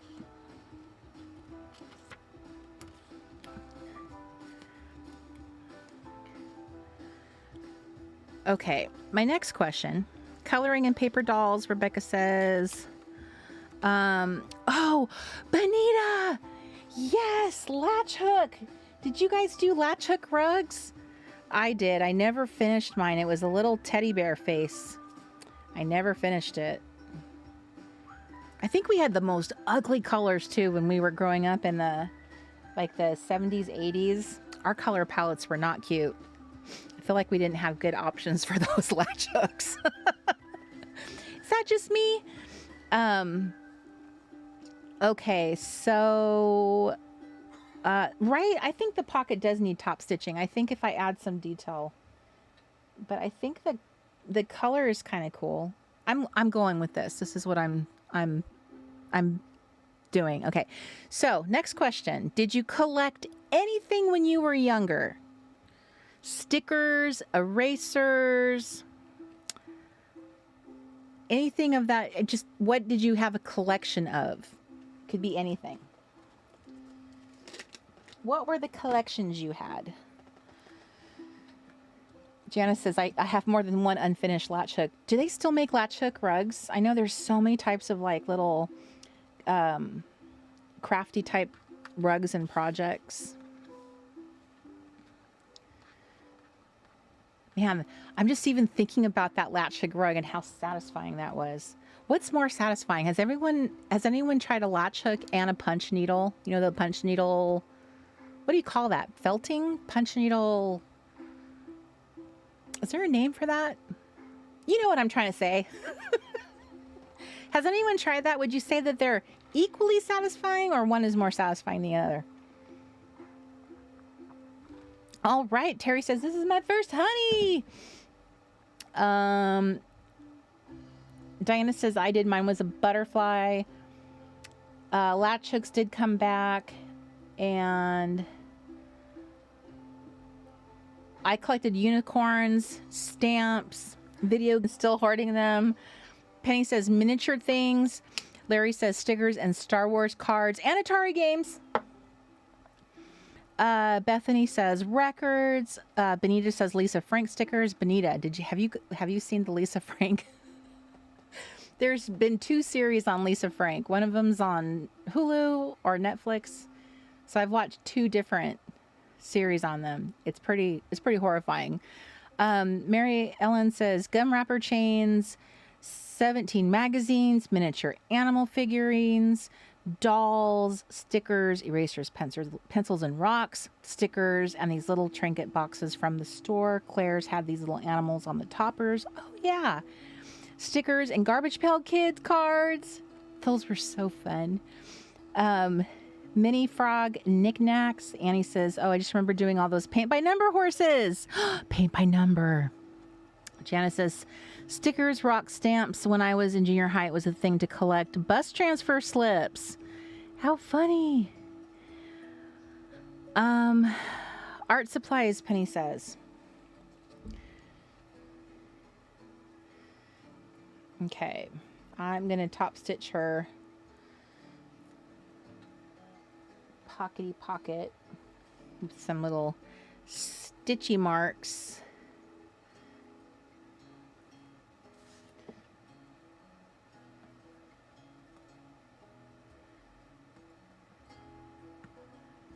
Oh, did I turn it enough? Whoop. Didn't turn it enough. Okay, next one. Oh, so the things that I collected, for the record, I collected stickers. I was especially enamored with the scratch and sniff ones. I absolutely love those. And Garfield. I had a Garfield collection. There was a time where every time they released a Garfield book, like Price Club, and then it became Costco, they always sold the new Garfield book. So every time I saw it available, I'd always beg my mom to buy it for me. And I had like Garfield, like little figurines and little stuffed Garfield. And I mean, I really loved Garfield a lot. And when I was like 20 years old, and by that time I had a baby, so it was like, okay, it's time to part with some of your things. My parents had a yard sale, so I found my Garfield collection and I decided to part with it. I decided to put it out there for sale. And this adorable, like 11, 12-year-old girl comes up to me and she has all my Garfield stuff in her arms, and she's just like the happiest little girl in the world. She looked like she was gonna cry tears of joy. It was like the happiest moment of her life, finding all the Garfield treasure. So I know my Garfield stuff went to a good home. But yes, it has crossed my mind over the years, like, do you regret giving away all your Garfield things? But I couldn't have asked for a better owner, because she genuinely looked like just so happy. It didn't go to some person who was going to flip it on eBay. It was going to go to someone who was going to hug him and love him. Okay. Side story. What was the first thing you ever made that you were proud of? The first thing that you ever made that you were proud of. Hi, Melanie.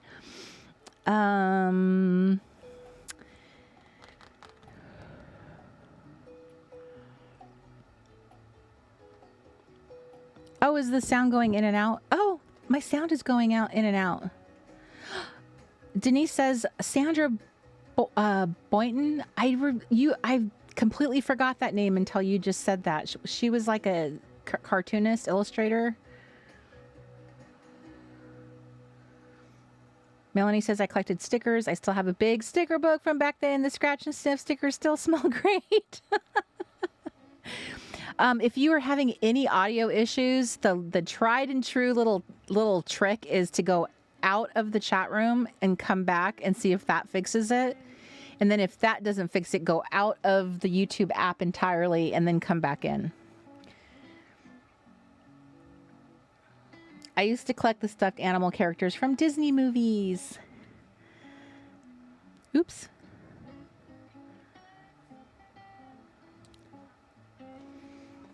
Okay, so I am going here. I'm going to put some top stitching down.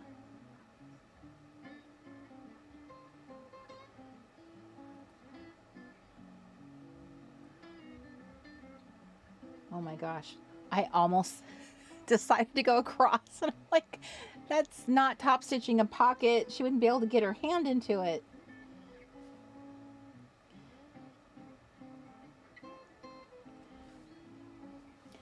Okay, there's just one thing wrong here with my plan. Let me double check this. Is my hand ending up the way I had planned? I think so. Okay.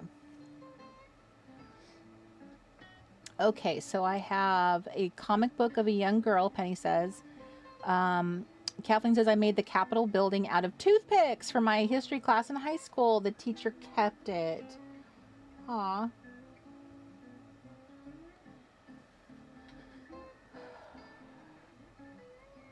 Ooh, Kay says a GQ sketch of a London fog men's coat at 13. I love your taste.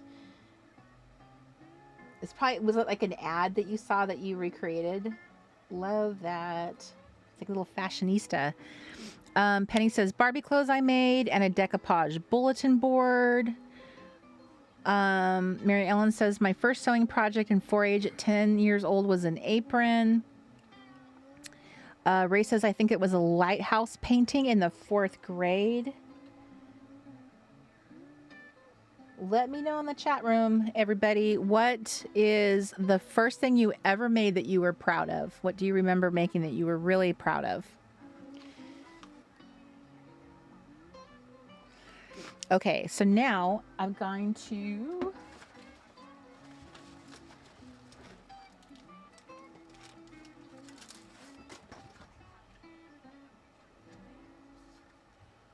Okay, so I think now I'm going to do the...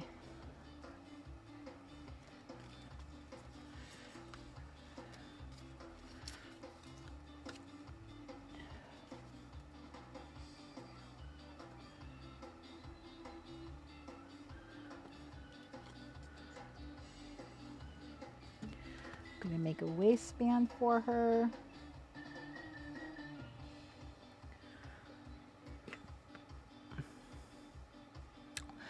Carrie says, Kim says, clothes for my troll dolls. Carrie says, we got to sew a stuffed animal in 3rd grade, and I decided to sew a star with a face. Starry. Yeah, what a weirdo. I still have Starry too. Of course you do. You'll have to show this to me. Very, very creative naming.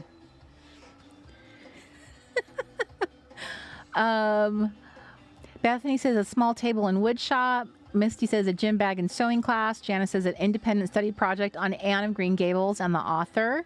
Melanie says, oh, you're so welcome, Melanie, for the Cozy Craft Space book. Michelle says a silk wreath. My grandmother had it on her wall for so many years. Larry says I used to make my own version of People or a gossip magazine, cutting pics and stories from magazines and TV guides, like Rona Barrett. That's awesome. I love it. It's kind of like the Kravitz Report, except I don't actually make it physical, but you know, like Mrs. Kravitz being the little nosy neighbor.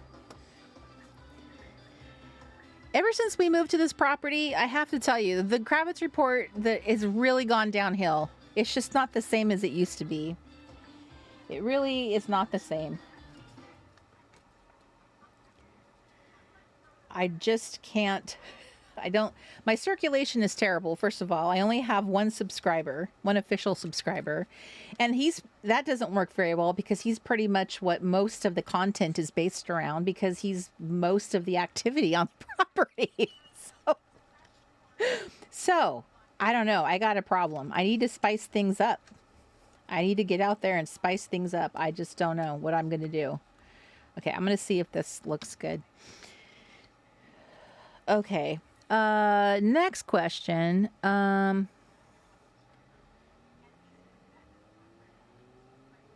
me see if this... Do I like this? Sometimes like the little pieces and stuff like this, like little strips and little words, and can often be something you could look at using for, especially for projects like this junior, what does that say? Junior diving team? Junior diving team. Well, let me just tell you, that is pretty much the size of this skirt. Okay, I think this is what I'm going to do. I think what I'm going to do is, instead of putting a belt on her, I'm going to make her a cool waistband.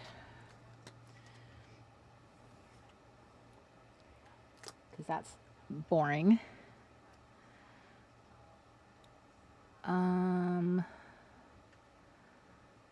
Denise says, I played a full handbell octave solo of Faith of Our Fathers in the 5th grade and surprised my parents. Awesome. Chris says a small wooden shelf with Triforce from Legend of Zelda design behind it.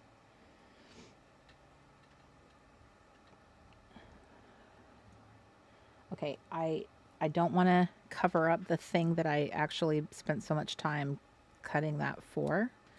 So let me trim that down. Okay. So she has a little belt now that says Junior Dieting Team. Okay, where are we at? Okay, ready? Next question. Who was your ultimate 80s TV bestie? Like, who do you wish, TV character, who do you wish was your BFF? Like, if you could take that character and bring her into, or he, bring that character into your real life as your best friend, who would it have been?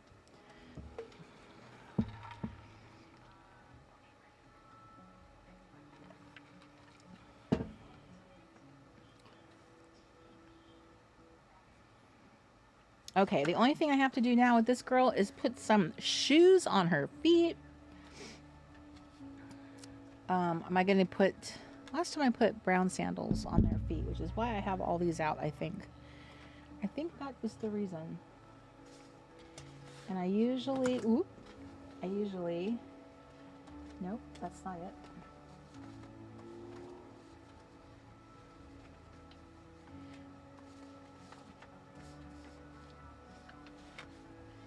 I didn't have to think too hard about like the first show that kind of came to mind had a lot of girls in it, and that kind of just popped into my head. And then it did not take very long before I started thinking through like what shows I had liked and what character I liked from there.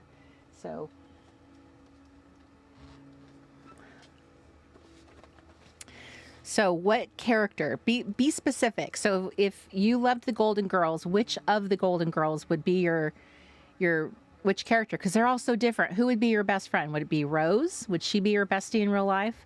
Would it be Sophia? Which one would you import into the world?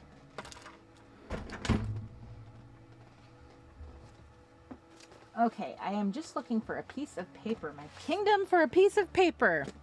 Okay, so tell me, Annie, which character on Facts of Life? Because my bestie comes from that show too, the character I picked. So tell me which one. So Michelle's going with Rose Nyland. Wouldn't she make such a good friend? Like that'd probably be who I would pick as my TV grandma, because she was so sweet. She'd be a candidate for grandma.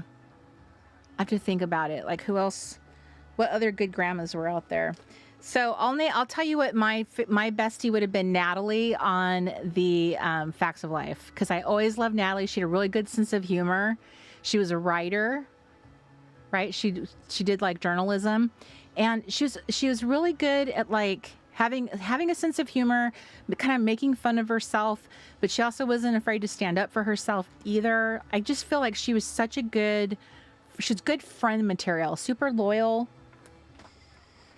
So Natalie, and she was a good girl too. She was very wholesome. So she'd have been someone that I would have wanted to hang out with.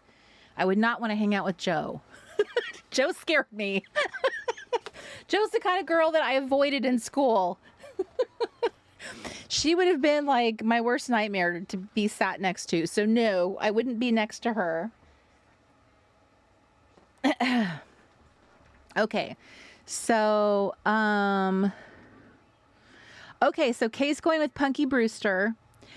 Larry, that was my second choice, was the character from Square Pegs. I can't remember what her name is though. Sarah Jessica Parker played her.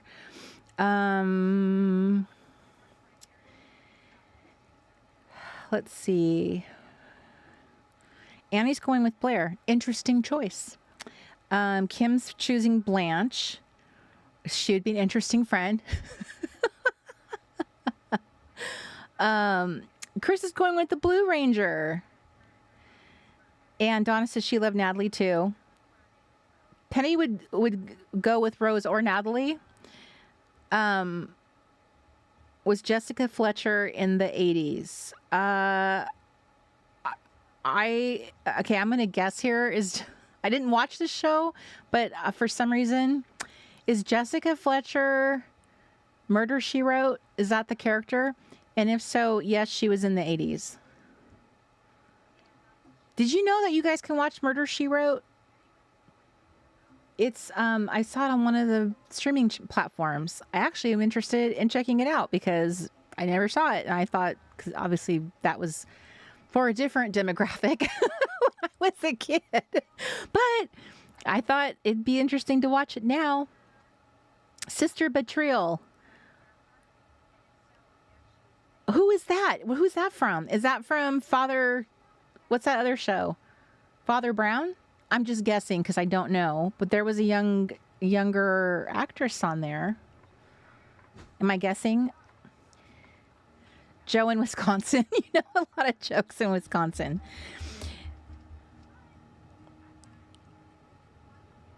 Megan Follows was also on Facts of Life. Oh, yeah. That's the actress from Anne of Green Gables. Molly Ringwald, George Clooney.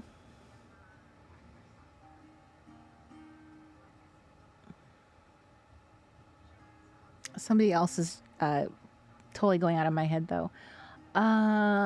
Yes, it was from Murder, She Wrote. Good guess. I guessed. I want to be like her when I'm that age. Kathleen says, Brady Bunch, I want to be friends with Marsha because she was so popular, but Jan was closer to who I was. Bless her heart. Bless her heart. Oh, okay, Cece, that's The Flying Nun. So Roku has Murder, She Wrote channel. I watch it every day. Janice says, I want to be friends with Julia Sugarbaker. That is Designing Women. Donna says, Julia Sugarbaker is a queen. So parchment paper worked out great for Dress the Honeys. Marsha. Donna says, I love Dixie Carter with my whole heart. The actress I love on Designing Women, and I'd never watched Designing Women, so I don't know her name, and I don't know anything about the character she played, but it's the... Okay, so how am I going to tell you this if I don't know her name? Is her first name... I think her first name is Jean. I think she's one of the... I think she's one of the Designing Women. I love how I start my story. Like, I'm so confident of who she is. I'm pretty sure... She's, I want to say her first name is Jean, the actress. Like her name is just eluding me at the moment. But I love this actress, and every time I see her like in a made-for-TV movie or something, like she just gives me the warm and fuzzies, like whatever she's been in. Jean Smart, thank you, thanks Annie, and that's who it is. There's certain actresses that just give me the warm fuzzies, and she is one of them. I absolutely love her. Gina Rollins was another actress that gave me warm fuzzies when I would see her. There's like certain actresses like that I'm just more prone to like wanting to watch the movie because they're in it and not because of anything fantastic they've done. It's just there's something about them that I really like, and those two are two that I can think of like that. It's really funny. I don't know why. I have no reason because I don't know much about like all their book of movies they've been in. Isn't that interesting? I feel the same way about Diane Lane too. And I think with her, Diane Lane is very interesting because she was such a young actress that a lot of us little Gen Xers saw her when we were little, like younger girls, and she was still a young girl. And then when we got a little older, she was Cherry, in the movie The Outsiders. So like she was in these like little parts, and then she was this beautiful girl in that movie, and I don't know, she was so beautiful to me. To me, she was like the most beautiful actress ever, and I never stopped thinking that about her. I just think Diane Lane is like the most beautiful Hollywood actress. That's a long time to think that of someone, but that goes all the way back to being super young and seeing her in a movie with Sir Laurence Olivier. I don't know the name of the movie, but Sister Betrayal was Patty Duke character. Interesting. So she must have been pretty young in that one. Okay. We continue down our question list. What school supply did you treat like treasure?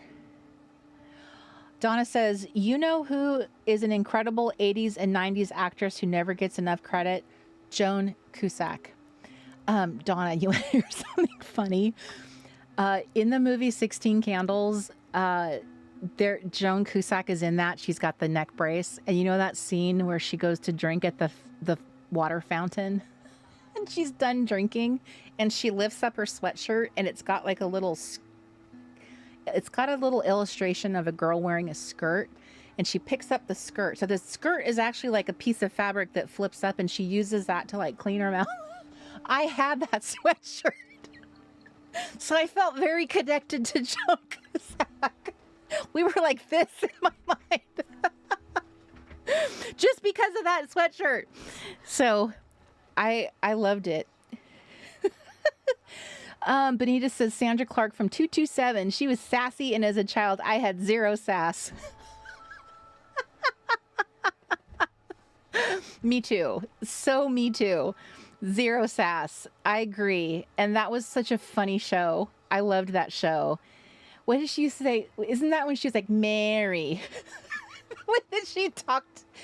Isn't that how she would say it? Is she had, the way that she stood in her little heels and like she had this little look of disdain when she would talk. Oh my gosh, so funny. That was a funny show. My Trapper Keeper. Oh, did I finish the question? Yes. I managed to get a question out. I was so distracted by that. What school supply did you treat like treasure? And the example is that perfect pencil box or Trapper Keeper. So you guys are actually answering that question. My Trapper Keeper. Oh my goodness, I loved my Trapper Keeper. So I had a Trapper Keeper too. I wish I still had my Trapper Keeper. They're probably all ended up in landfills, but I did love it. The school supplies I treated like treasure was like all of my Sanrio stationery, like all of the little mini pencils, the little Snoopy. I had like a little address book. I had like little tiny Hello Kitty stamps, like all that stuff. I treated it like it was a museum. I didn't want to use any of it. Jennifer Dubs, agree on Diane Lane. A Little Romance. Thank you. That is what it was called. That's exactly it.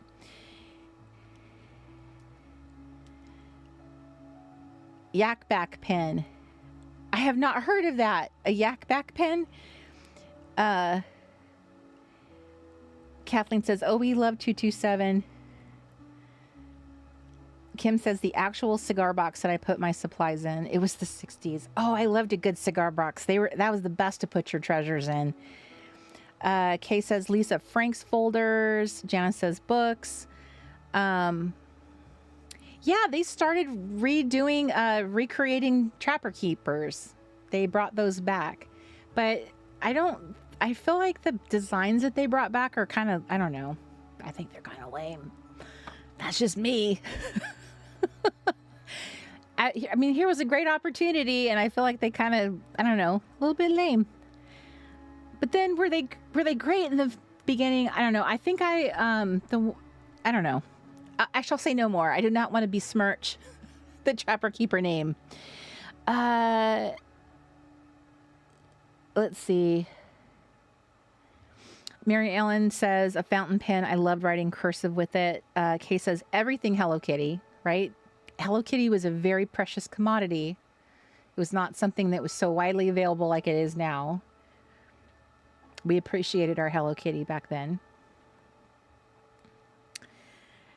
CC says 227 equals Jackie. Right? She's like the only character for me. It's just the way she always said, Mary. Am I remembering that right? The way that she talked, she was like a whole vibe. She was just everything. That character was the show to me. She was just exactly what you just said. And she was awesome. I loved her. her outfits, she was like, just how she walked, that little mincing walk that she had. Yeah. I really liked her. I don't really remember much about the show. I just know like it was really centered around the family. And they had a daughter, but it really wasn't about her, but she, to me, I was more interested about her than anything. She kind of reminded me of like Good Times. She was sort of like the Willona of Good Times. I feel like she was that, because Willona was a really cool character on that show too. She was like to me, she was very glamorous. She was very beautiful. And when she showed up, she had sass and she had funny stories about all her dates that she had. So I feel like she was sort of that kind of similar character, but for that show. Maybe that's what they were trying to do. I don't know. Okay. Oh, so this pen, the Yak Back pen, it records a few seconds of audio. I got you. Did you have a Tamagotchi? Did anybody? I know some of you are young enough to have gotten a Tamagotchi when you were a kid. My daughter had one, and I got one. I got one because she got one. Like I needed something else to take care of. But I love that little Tamagotchi. Okay, please tell the truth. Did any of you buy a Tamagotchi because you got one for your kid, and then it was so cute and cool that you got one for yourself? Please tell me I'm not alone here. Okay, I'm sorry. This has turned into a big gab fest, and it's we're moving on now to our next honey.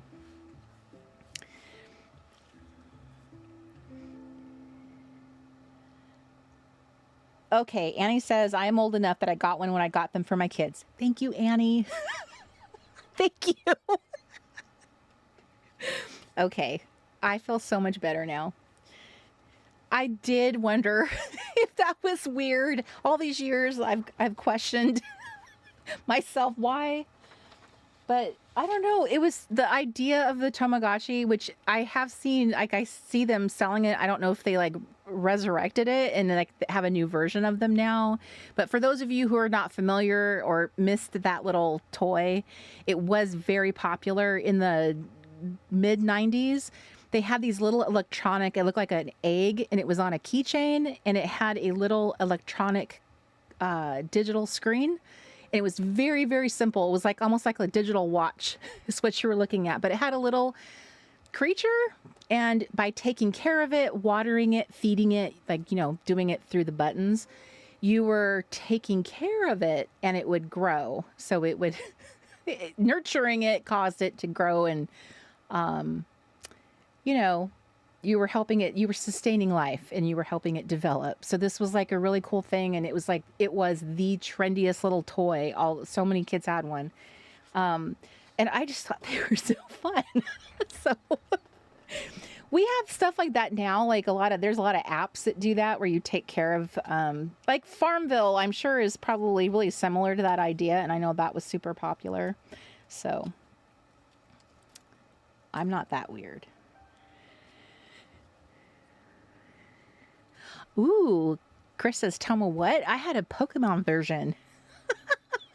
I did not know there was competition in that market for them. Bye, Donna. Thank you for hanging out with us. Kay says they're trying to come back. Paper source sales. Interesting. I saw one recently online somewhere, and I thought, ooh, are they bringing these back? Terry says that her daughter had one. We had a phone app called POU. I noticed that there's a lot of apps out there that let you take care of things, grow them and nurture them like plants and stuff. It's supposed to be good for like your mental health, like to be like, I forget, one of them's a little plant. I had it on my phone. I don't think that I was very into taking care of it. All right, this lovely lady is going to get a frock. She's going to get a lovely frock. Now, how I was envisioning this, I'm going to turn her this way. How I was envisioning this is I was going to cut this dress into pieces so that I could cut each piece out of the paper from different parts of the paper so that it might, I do not know if this is a good idea. This is my plan, but I'm trying to make it not look like a flat cookie cutter.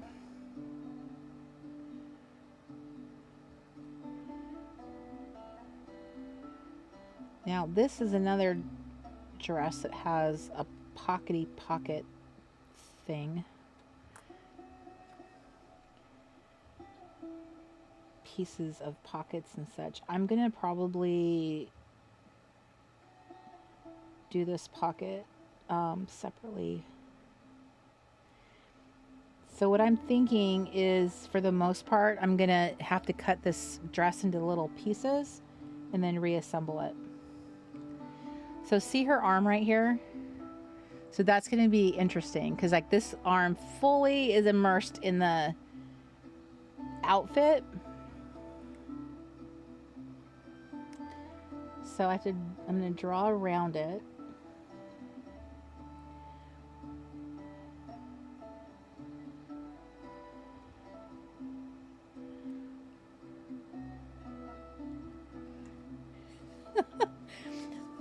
My brain is really trying to figure this out. I'm like, this piece is going to go here.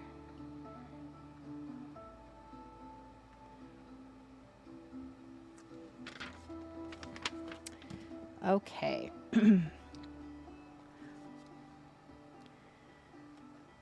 Okay, I'm going to ask another question while you guys are... Okay, next question. Were you more of a mall girl, a library kid, or a backyard adventurer?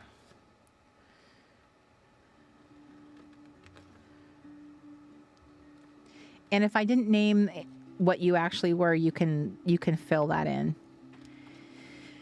Like Chris, if neither of those fit you and you think of yourself obviously as a gamer, then you can answer that. Good night, Kathleen.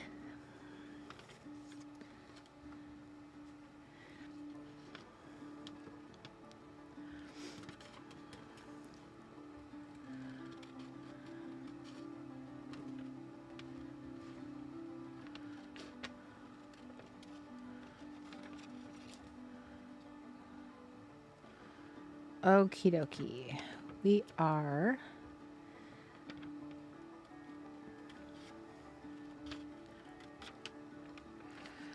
Benita's going with library. Backyard for sure, Larry says. We didn't have any malls.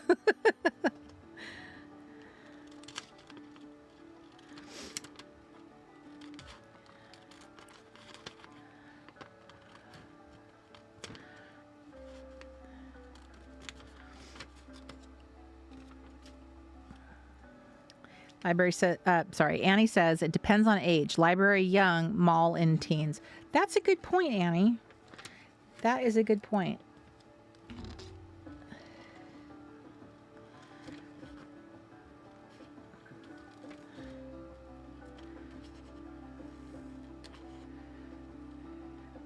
Okay, so here's my garment, kind of. Here's my pocket.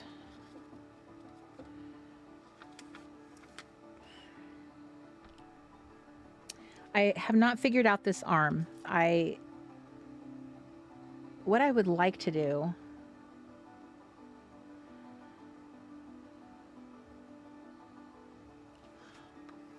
I have an idea. I can't believe I'm going to do this. I don't know how... like Mark does things, like how I call him MacGyver, and how he figures out stuff. But this is how I am doing it, because I'm looking at her arm, and to me, her arm is just kind of sitting on top of this dress. It almost looks like a baseball bat. It's just sitting there. So if I cut it out and I'm going to lay the paper on top of this, so I'm just cutting it like right here. There's going to be a bunch of paper that lays across this. You'll see what I mean. Her arm is just gonna, I'm just gonna lay her arm back over the top of this. And I'm sure my husband's gonna say, why did you do it that way? Let me show you how much easier it could have been. And I'm gonna say, because I was on a live stream and I couldn't think of another way to do this.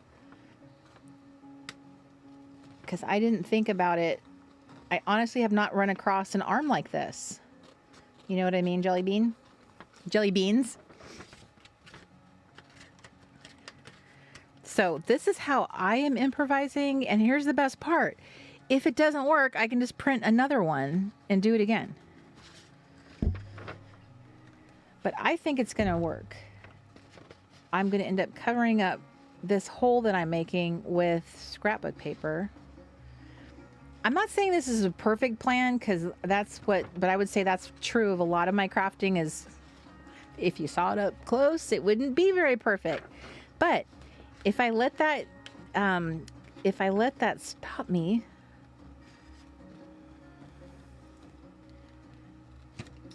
okay. Yes, these scissors are amazing. I love, love, love them. They're classics. Everyone should have them. All right, I literally cut her arm. I did. It's not pretty. She's got a big hole in her body. Okay. So the first thing that I'm going to do is I'm going to repair this hole. I'm going to repair it.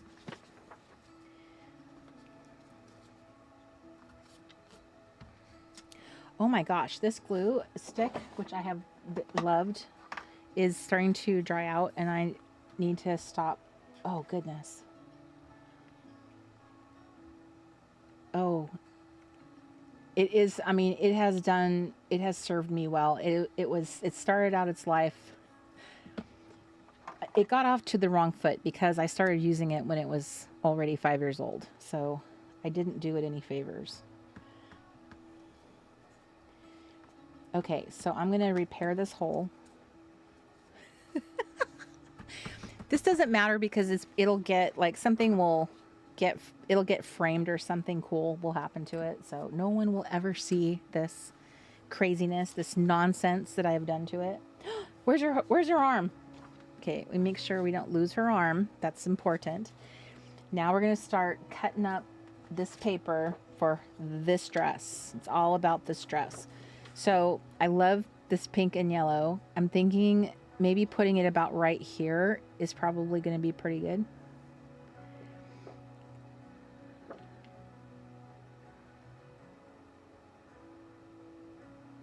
Okay.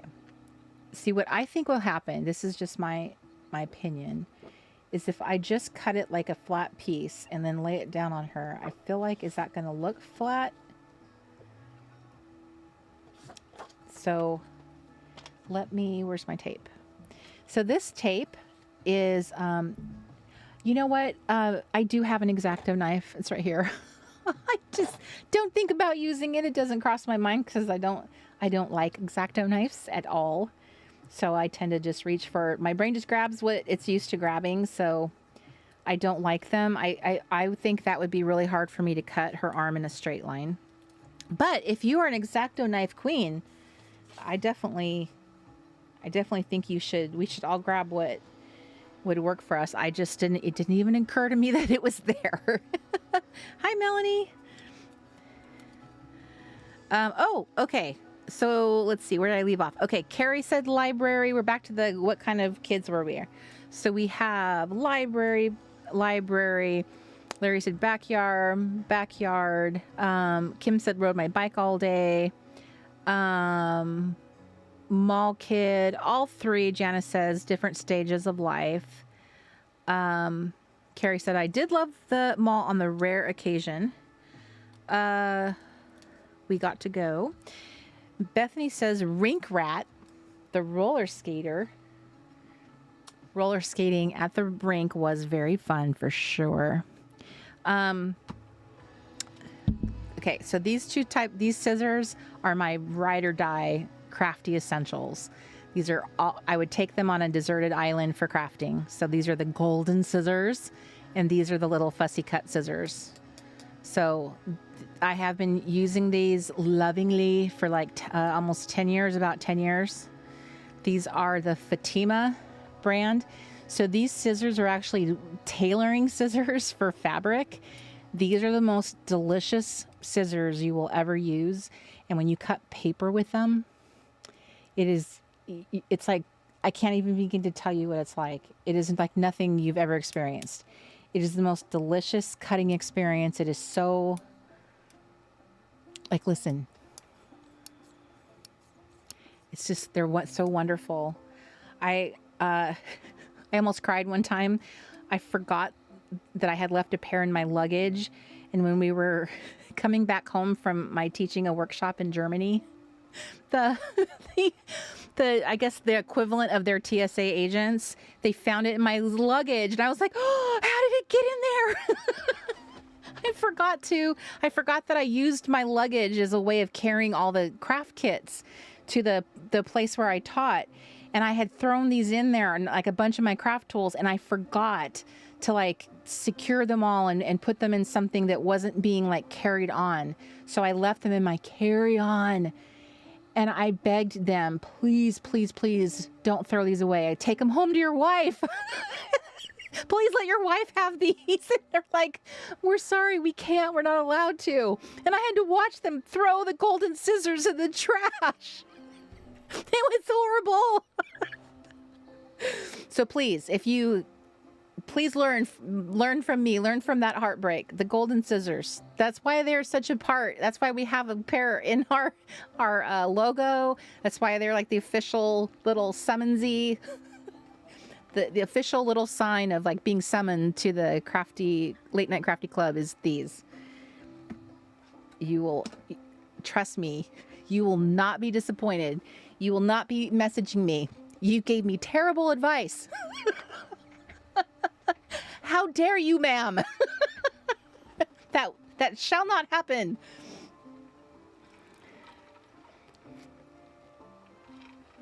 It will be the best crafting experience. All right. You know why I bought these? Because I was watching people on Project Runway always be carrying the gold scissors. So one day it dawned on me, I'm like, maybe I should try them on paper. And so that's what I did. I bought some. This was like the very beginning of starting out doing TRG stuff, and I took my love of Project Runway and I translated it to the paper projects, and oh my Lanta, best decision ever. So treat yourself. These are not even expensive. I have paid over the years, they've kind of fluctuated, so I've paid as little as like, some of you have gotten a pair of scissors from me. I think we've even sold them. We've put them in our mystery boxes because I had extras left over, but I cannot tell you enough how amazing these are. So there you go. And they're not sponsored. I should call this company. Will you sponsor my channel? I have sold so many of your scissors. My face should be on them.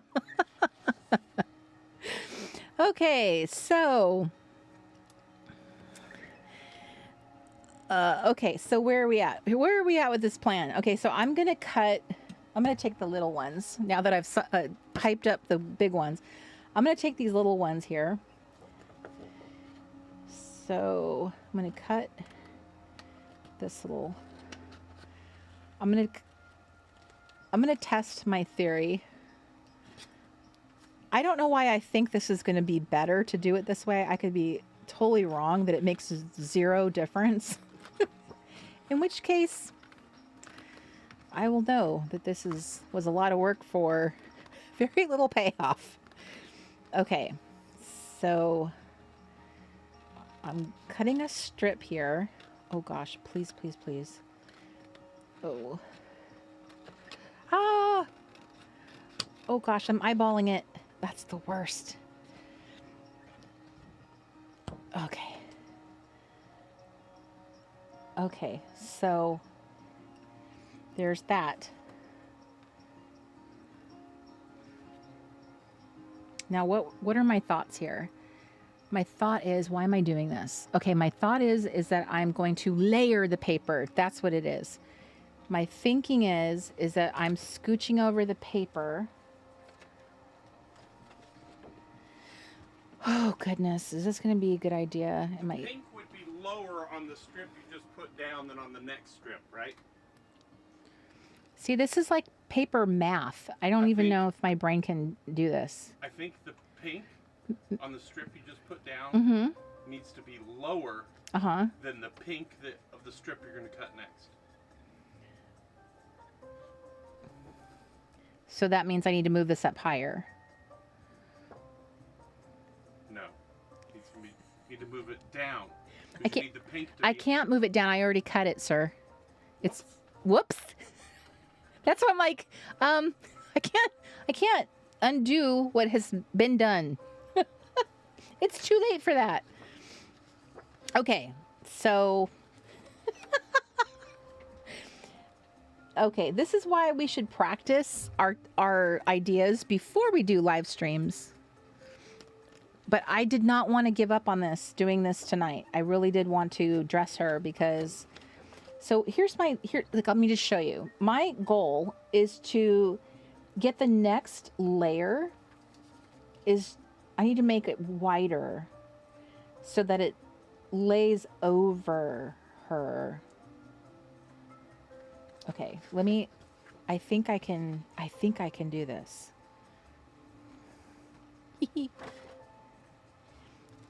I don't know.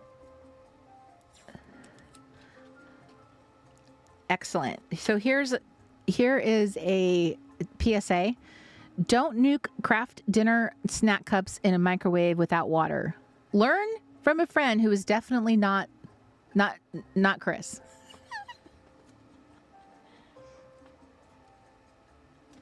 Okay. It does look like a cape, but it's this gorgeous little frock. It's like a mid-century modern frock that, women used to just like frolic around the pool. Like she's in this gorgeous little floaty little frock. But I'm trying to figure out how to make it layer. Somehow this was so different in my brain than what is happening in reality. What's happening in real time is a little bit of a mess. But my sweet, sweet friends, my loyal friends, you girls have wisely created low expectations of the Late Night Crafty Club. And okay, I'm just going to try this and see what happens. Okay, so this one I cut wider. And the question is, does it make a difference if I do that? Does it change the paper? Like the way it looks? Does it seem like it's dimensional at all? Kind of. It kind of does. Hi, Bonnie. Do the section that is nearest the camera first.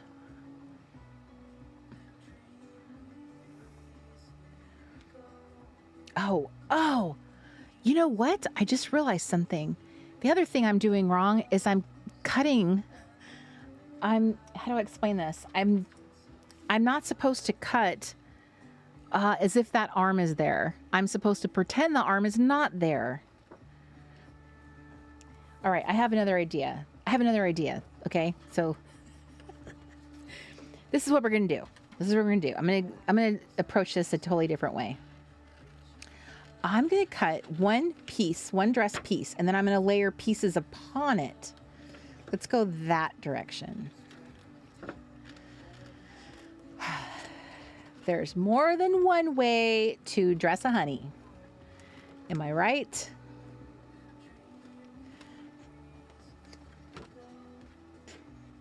Okay.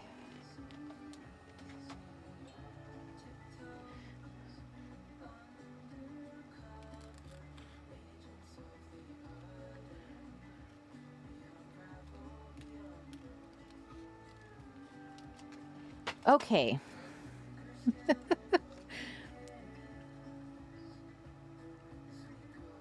Now, my plan is her arm. So earlier when I told you what I was going to do is I was going to get that dress down, which clearly that looks, see how it looks like she's a gingerbread. So her arm will help change that because it's going to lay on top of her body. So now that's interesting. But see how like flat I am demonstrating now why I am always trying to change things up, change the way the paper is cut, or changing patterns, like making 2 different patterns, but it can't look too different either. Okay.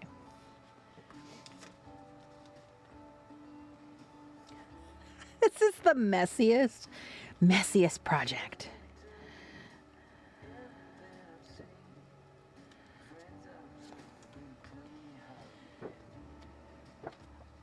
I genuinely, if I had several of you here and I said, we're all going to do this thing, and we all started cutting our paper, we would all have different ways of doing this.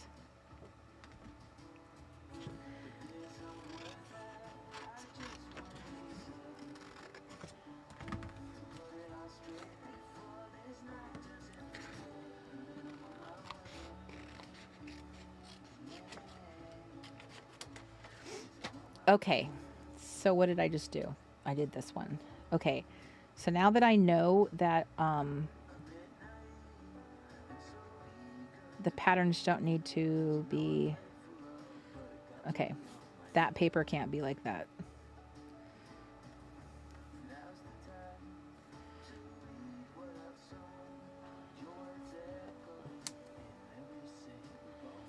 Okay, let me try.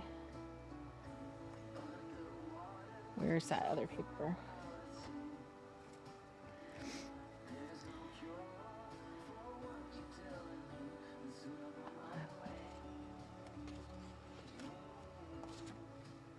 I have probably made this so hard for myself. Okay, so the only thing that can't be changed now, here it is. It's this one.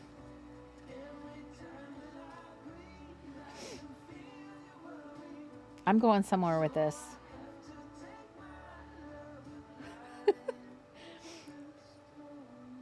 So what's fun about this to me is it's like, it's an exercise for your creative brain. It's your creative thinking. Like it's a problem to be solved. It's sort of like you're engineering something. So like, do I love doing this in front of everyone? No. No, I don't like that I'm being watched, and I wish I had figured some of this out earlier, because I feel like there's so many of you going, there's so much easier way of doing this. But let's just put that aside. But it's also really good to see like a process of watching somebody try and like figure it out, because this is kind of a weird thing to do with paper. And so it is kind of fun to watch somebody not have it all figured out, not have all the ingredients pre-measured and pre-cut and pre-everything. It's like, well, how did they arrive at the ability to know you could do this? And I have always movement to it. It doesn't feel as like flat. Now I know it's hard to tell that right now, but when I get more detail on this, it'll be a little bit more helpful. I also have a pocket to put on here too, which I think goes right here. She has 2 pockets. Where's the other pocket? Man, it is really easy to lose track of pockets and stuff. Another thing I had thought about was using some of these things as pockets, or, you know, because they're so rectangular. There's quite a few pieces like that.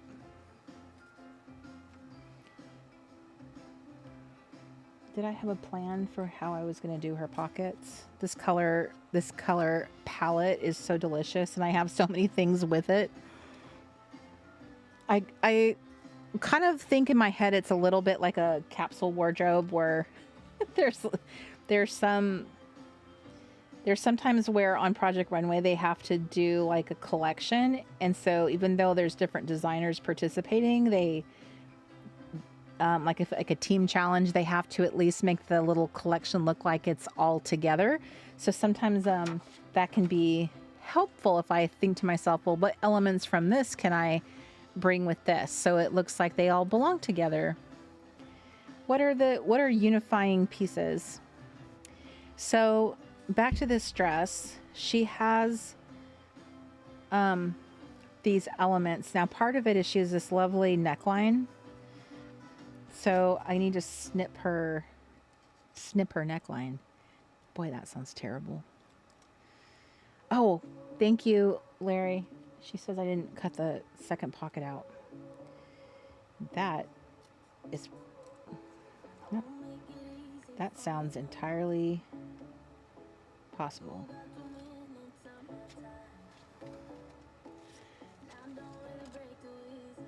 Okay. So there's her neckline. So I already feel like she needs a teal necklace because that color is so delicious. So here's one pocket. I see. Here's what it is. This pocket got left in the dress. I didn't.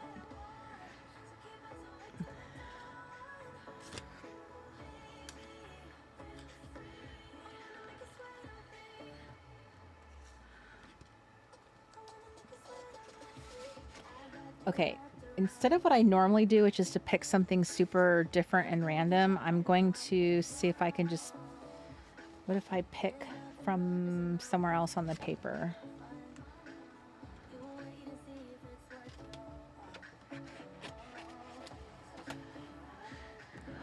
Okay, all right, are we ready for another question? Oh, and to contribute, I was a library kid too. If your 12-year-old self saw your craft room today or your craft space, what would she freak out over first?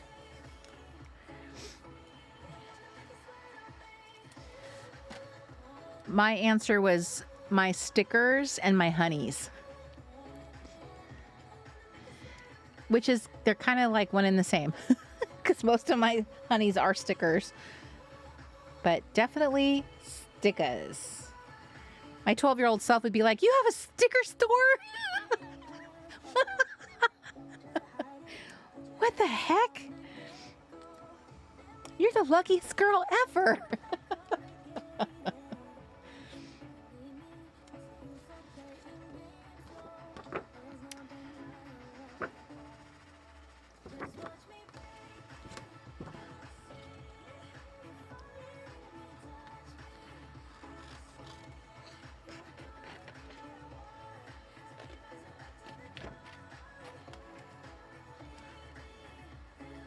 Larry says, stickers! Hundreds of sticker books.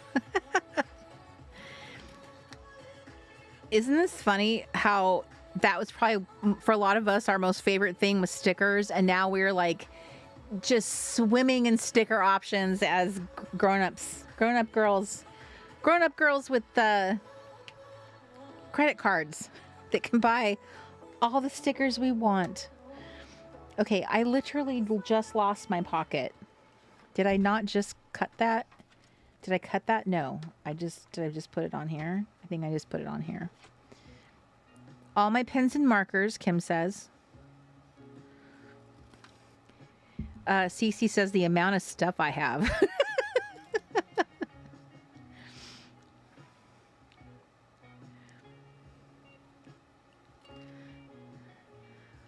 All my pens and markers, all the unicorn stuff I've collected, and the stickers. So many stickers.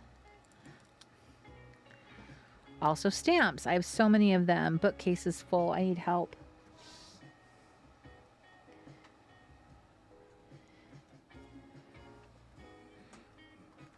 So there's her pocket. So there's this part of me that wants to do the contrast. Like I always want to have things contrasty. I'm not a harmonious person. So I'm really torn about putting something more contrasty on there. One thing that's capturing my eye is this. Isn't this so cool? The back of this picture has this beautiful blue and these like rusty color leaves. And I feel like that would be kind of like cool for pockets. It'd be neat because each girl's outfit would have interesting pockets, but it would be a serious sacrifice But then again, oh look, Iris Appel. But then again, is that not what I just said, is we should not hold things so precious? I mean, this magazine literally still had the wrapper on it from my trip to Japan. This thing is 5 years old. I never even opened it, and it's sitting here in here. So I think this color palette would be really beautiful. Like, see these leaves? They almost look like the brush strokes in her dress. And I feel like that blue is just such a pretty blue. I love that lettering too. Like, this is just delicious. You know what I would love to do is I would love to take her out of this background, and I would love to put her in this so bad.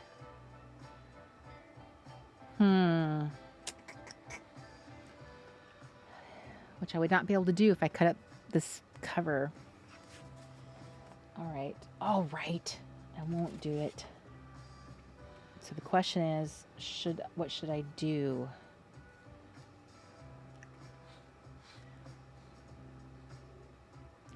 I love things with text. Let me...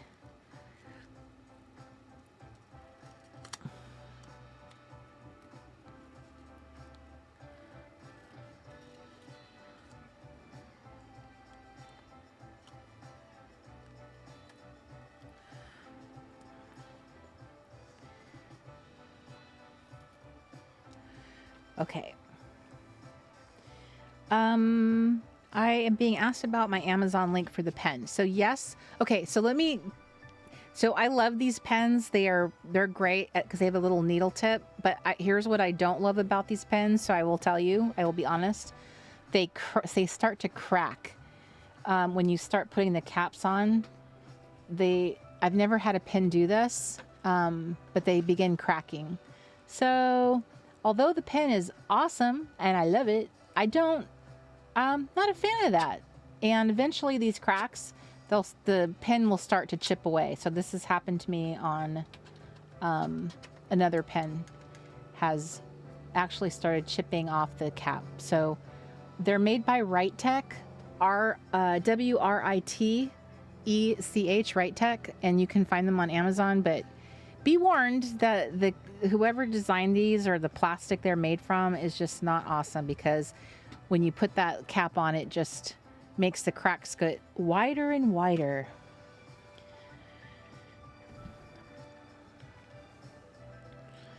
So basically, so Carrie says all of it, all your stuff would be astounding to 12-year-old Carrie. Larry says, I haven't gone to a 12-step program yet, but is it bad? Your stamp addiction.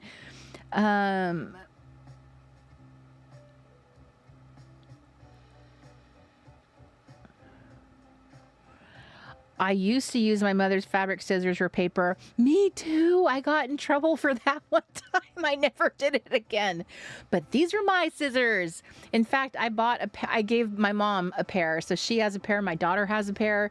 Oh, I should give my mother-in-law a pair. These are so wonderful. They're wonderful. Carrie, I gave you a pair, right? I did give you a pair. Please tell me I did that.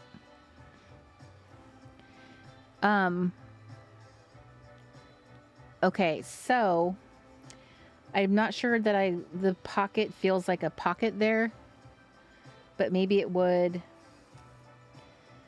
My husband was in here. He was doing stuff. I was so focused on what I was doing in here that I didn't really see what he was up to. He was doing his MacGyver thing. He was trying to fix something or focus on something for me. Okay, so here is where her arm would be, I think, about right here. And then she has a pocket, which I tried out of that, but I don't know how I feel about that. I feel like is it gonna be cool? Let's see. So like that's what it would look like. But it would look a whole lot cooler if I had some text on it. I just think it would. So let's see what else I can do. What are my other options? This one's so cute. This is like a really old crepe paper. It's called Poolside. Do you guys remember this one? It's really, really cute. This stuff right here is adorbs. Little teeny tiny bathing suits.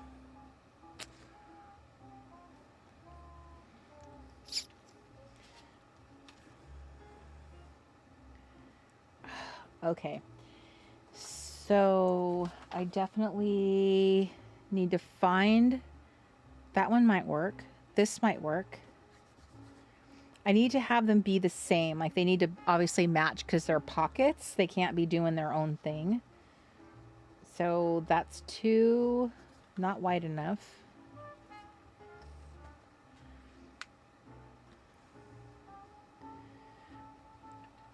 This one, here, let me show you. Vellum is so wonderful because you can see what you're going to get. This is cool on this side, but it's not going to be, I'm not going to get a pocket out of it that I need for the other side. All right, let me try it. Who knew pockets would be so time consuming?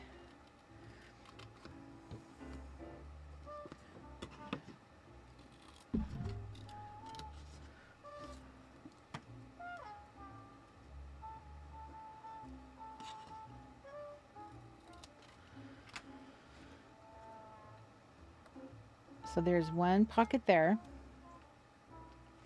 And then this one down here seemed like it's similar. It has some black text in it, but I still think it's similar.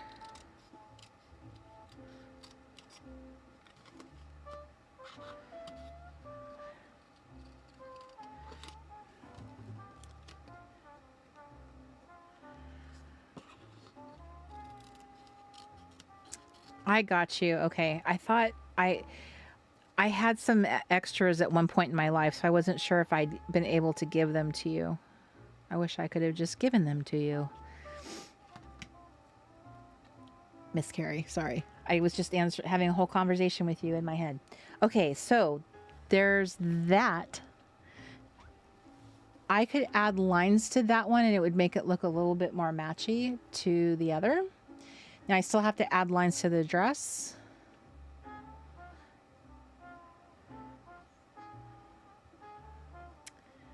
I don't hate it. Not sure how I feel.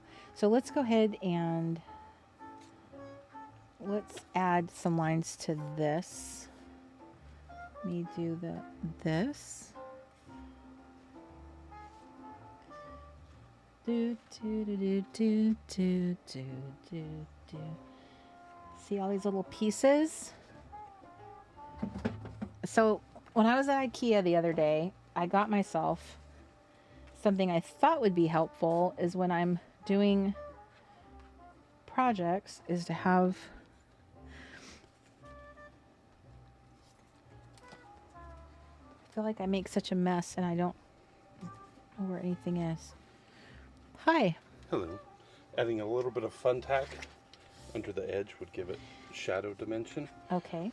Also, if you took the paper and you curled it like ribbons with the scissors. Mark owns stock in fun tack. If you curled it like that, and then when it's down, it also gives it curvy dimension. Okay. And if you don't want to do that, and you just want to keep it flat, just a little strip of that under the edge will have it lifted ever so slightly and give it shadow. Thank you. You're welcome. None of which I think fit the bill. Well, thank you, honey. Okay. Let's get some lines on this. Okay. We want closure.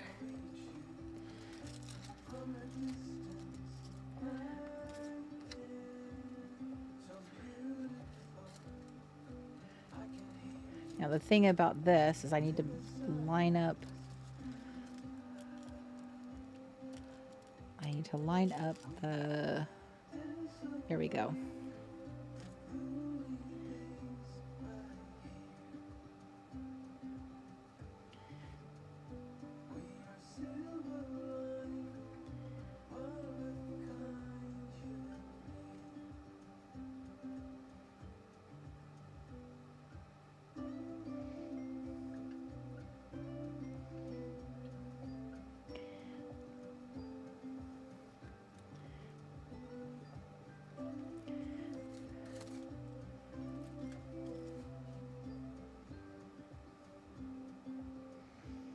They kind of look like folds.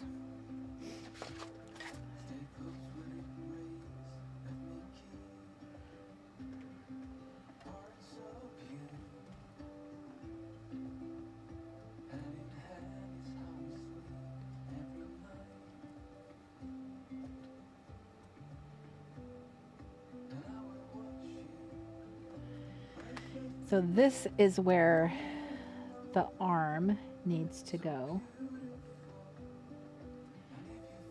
And is her arm that far over? Okay. So I need to put her there. Glue, glue, glue.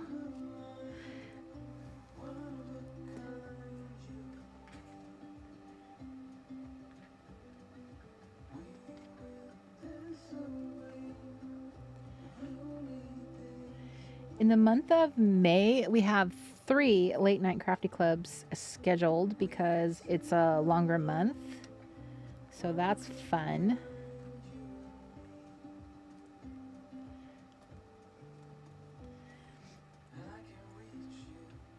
Okay, so her pocket would be like that. So this pocket is butted up against that line.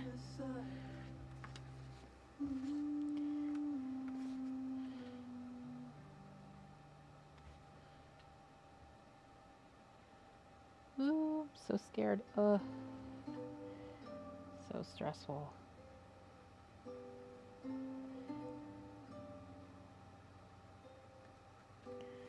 Now, here's a question. If I added gray, would it make it seem like it was a shadow? This is a very interesting question. So if I added a gray marker like along the line, would it give it a shadow, like a fold appearance?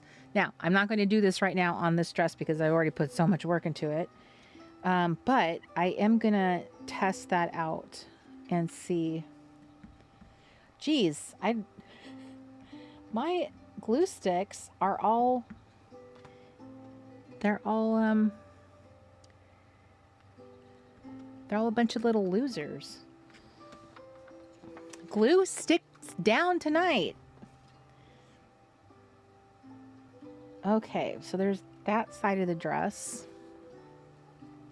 When you craft, you just like need your hair up and away from your face. Sometimes I put my hair down just so it's like different, so you guys don't always see me with my hair up. But there's a reason why I do it. It just, I feel like it's, I don't know. I just feel like I like everything away. Everything away. Okay, so here's another pocket.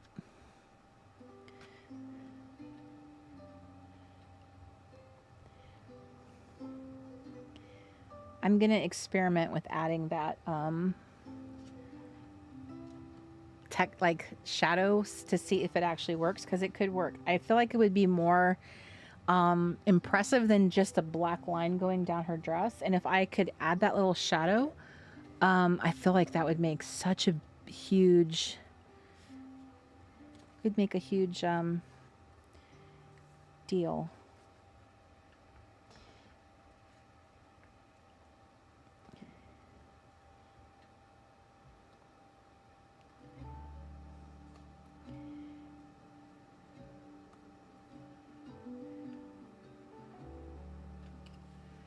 Okay, so here's the back end of the dress. Because I think I do want that to look like there's a shadow there and not just like to have kind of, oh, I should have put this behind it.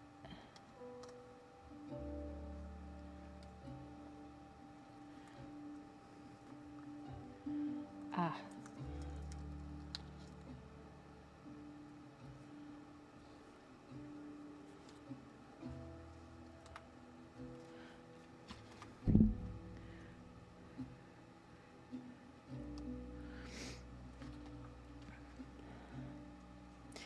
Right, Larry? You can concentrate better when your hair's up.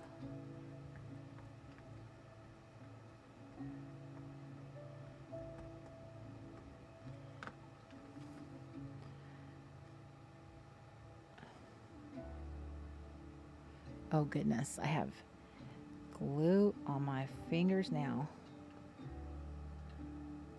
So, do you guys see what I mean about, I can't say that this is exactly how I envisioned it, because I thought it would be more transformative, but do you see how there's a bit more movement in her dress back here? Like, I need to figure out, I need to play with that in my mind. I think it would be a cool gray marker. And I have I want to say it's a Tim Holtz marker. I have this perfect cool gray marker, and it's when like I bought it for like lettering, you know, in your planner, and it just has the most beautiful cool gray.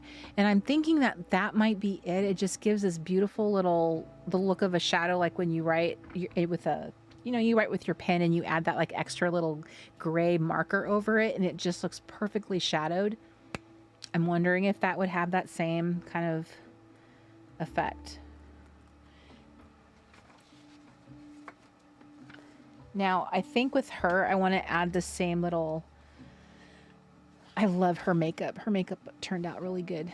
So I do feel like her dress is a little less defined.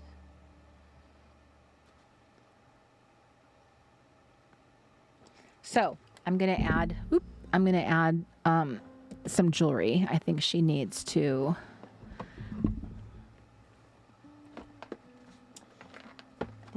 have like a teal is such a fabulous contrast to this color, and even light blue would be great. Like, I wish her little ears were showing, because she could really use some earrings. Spit it out. Okay, so I could do a white. White could be cute, or blue. Like, white actually stands out more than the blue does. So let's pick out, that's green. So I'm going to make her some jewelry, and I think that will also help her pop. Okay, so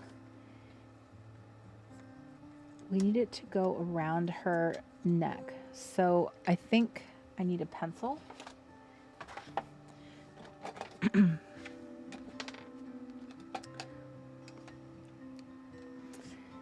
So the largest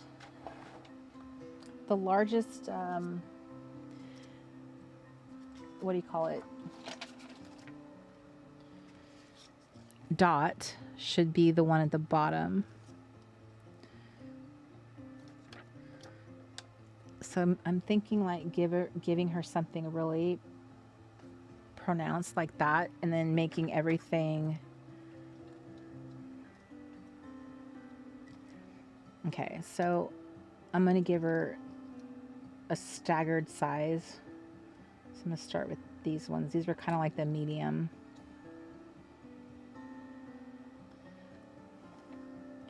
So I learned by doing this to another honey is that it seemed like it's easier to place this, like where you want the bottom part of her necklace to go. It's easier to put that down first than to start up here and bring it down. Because once you place it wherever it's going to land on her chest, it's just easier to get the little beads to go upwards. So that was my little trick. That's what I figured. But if you if you try it and you feel like your method works better, I would love to hear it. I've not ever used these for jewelry before, so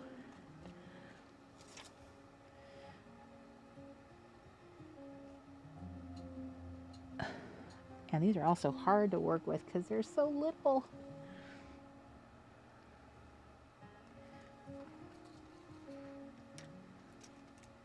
Uh-oh, that one snuck off.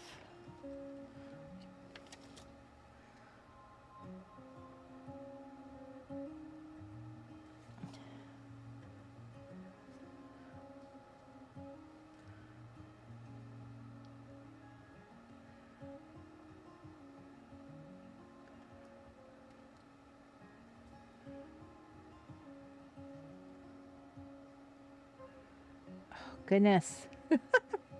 We're going to be here forever.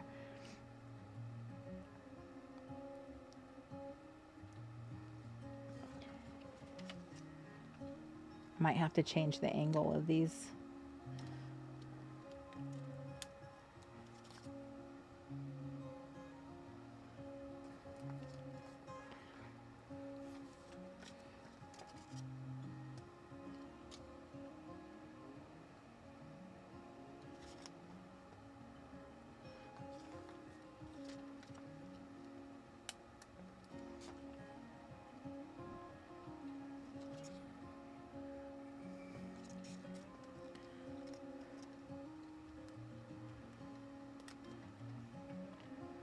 I'm going to put this one at the very top of her neck.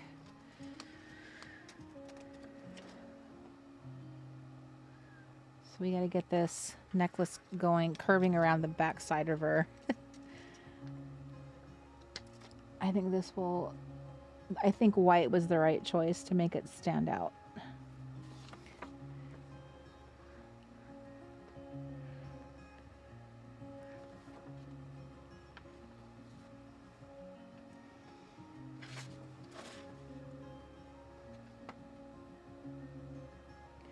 I'm going to add the same little detail on this so they feel similar.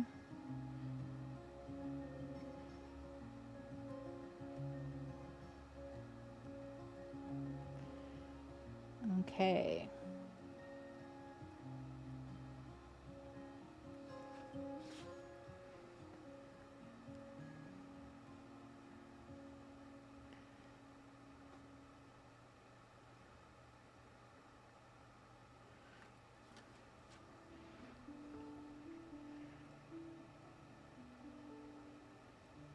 So I'm going to add some lines to this so it looks more like that, like I picked them from the same paper.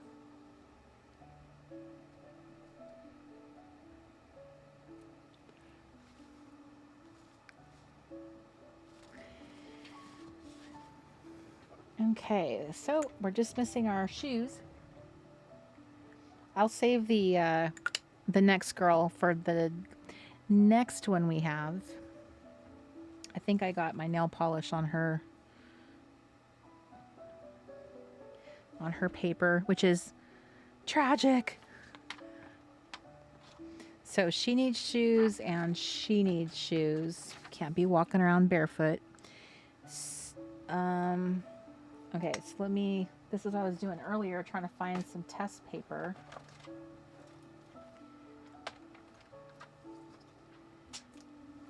Okay, hang on a second.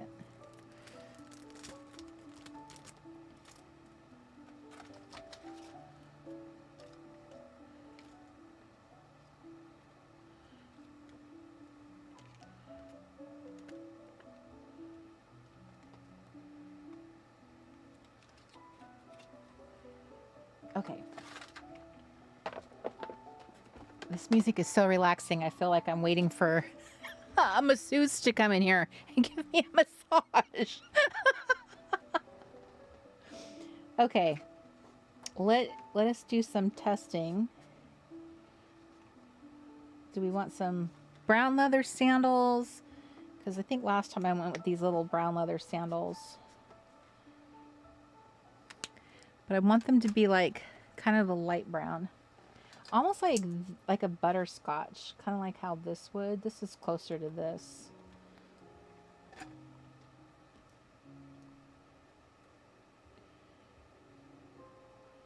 Okay, these are not butterscotch. I think I just grabbed the wrong pen. So she's getting dark brown sandals.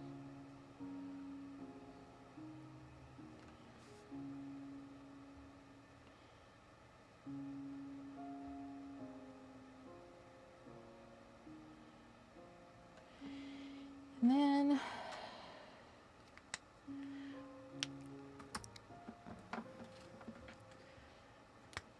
I am going to put, none of my girls have toenails.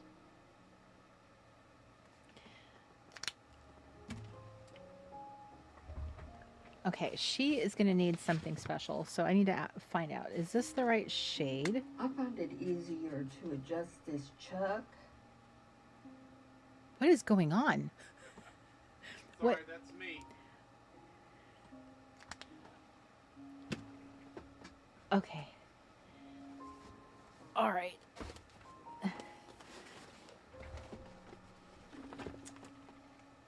Okay, so that scared me.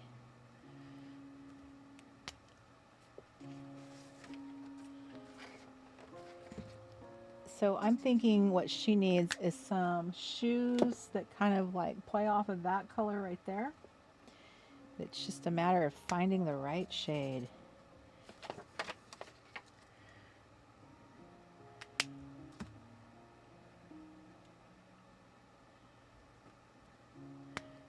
So we're gonna have we will be having a Late Night Crafty Club in 2 weeks. We have the Late Night Crafty Club, all the episode, like what would I say, the shows are all set up in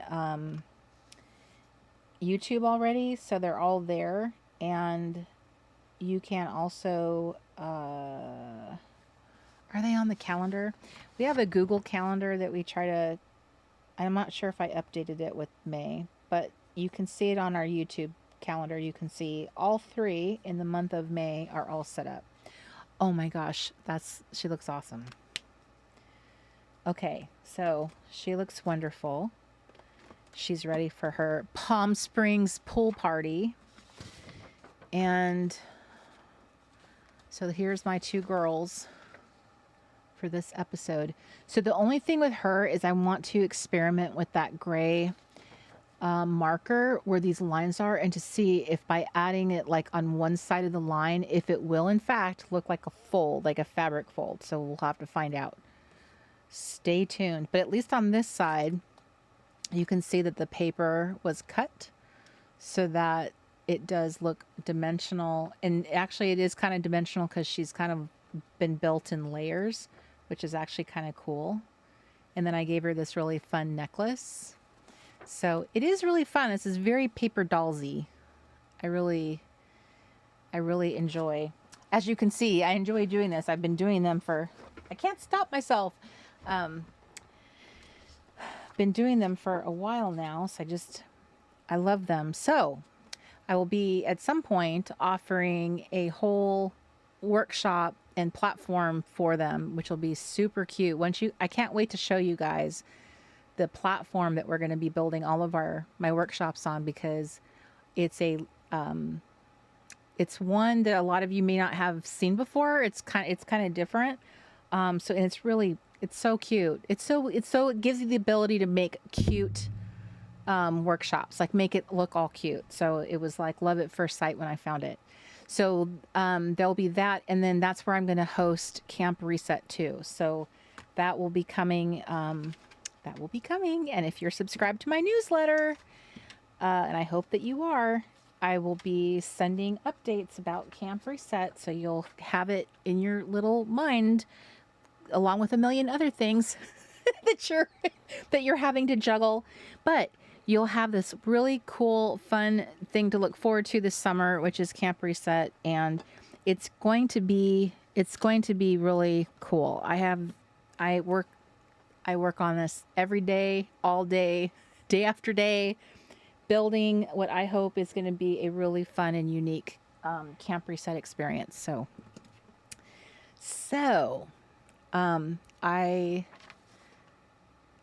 that is why I built the workbook that I talked to you about at the beginning of the show. And all you need to do is just be subscribed to my newsletter. And I sent it to you if you are subscribed. Here we go. This 50-page workbook, 30 days to a cozy, crafty space. So it's in your inbox if you're already subscribed to me. And if you're not, please subscribe to my my soon to be very cool newsletter. It's getting a glow up, and it got a glow up. And you can do that by going to trg.cafe. That is actually a URL, trg.cafe. There are 2 newsletters you can sign up for. The Late Night Crafty Club, where I just send you reminders, and printables. I just sent out a printable. So if you sign up, you will get that printable, which was her, basically. And if you sign up for the other newsletter, you will get your 50-page workbook on how to zhuzh up your craft space and make it decluttered and cozy. So I love that you guys showed up tonight and spent time with me on this lovely Friday Eve. And I hope that you have a wonderful weekend. I hope you have a wonderful Easter. I hope that it is a wonderful family time. If you do not celebrate Easter, I hope that you have a wonderful, restful weekend nonetheless, and do fantastic things with your crafting. Go out and get a walk.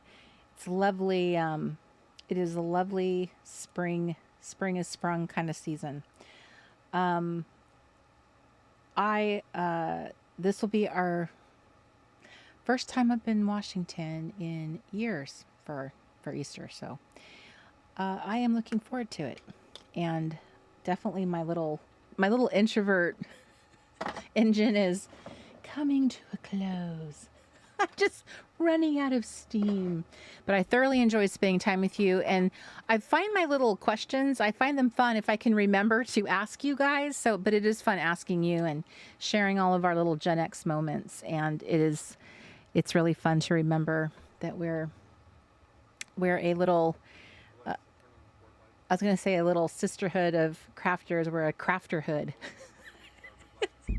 We're a little crafterhood. So anyway, I love your little faces, and I hope to see you on the next Late Night Crafty Club, which will be 2 weeks from today, and have a wonderful, wonderful weekend. I love your little face. I'll see you soon. Take care of yourself. Mwah. Bye, everybody.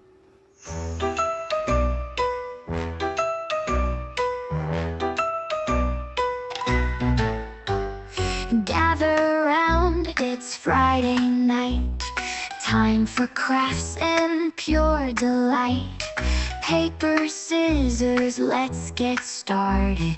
With vintage tape, we'll be wholehearted. Every honey deserves her day in the sun. With enamel dots, we're ready for fun. Layer in circles and punch stars too. In the Late Night Crafty Club, it's all for you.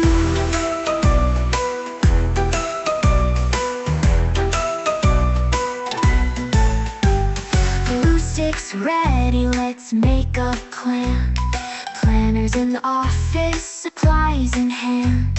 Honey half-season, whimsy arrows. Crafting magic like true heroes. Every honey deserves her day in the sun. With enamel dots, we're ready for fun. Layer in circles and punch stars too. In the Late Night Crafty Club, it's all for you.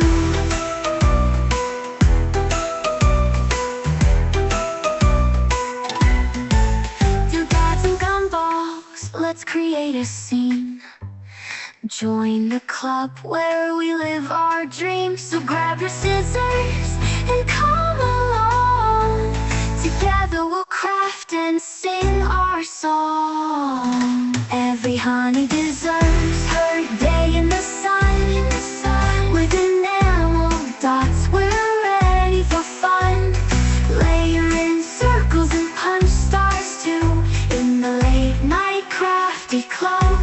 It's all for you. It's all for you. Flip into jammies, grab something to sip, stickers and golden scissors. Let's take a crafty trip. The playbook's open with listers got a list. In this crafty paradise our dreams coexist. Every honey deserves her day in the sun. With enamel dots we're ready for fun. Layer in circles and punch stars too. In the Late Night Crafty Club, it's all for you. It's all for you. Cards and pockets display our creativity. 32-pound paper so smooth and buttery. Scrapture cards help your ideas flow. What will you make during the Late Night Crafty show? Cards and pockets display our creativity. 32-pound paper so smooth and buttery. Scrapture cards help your ideas flow. What will you make during the Late Night Crafty show?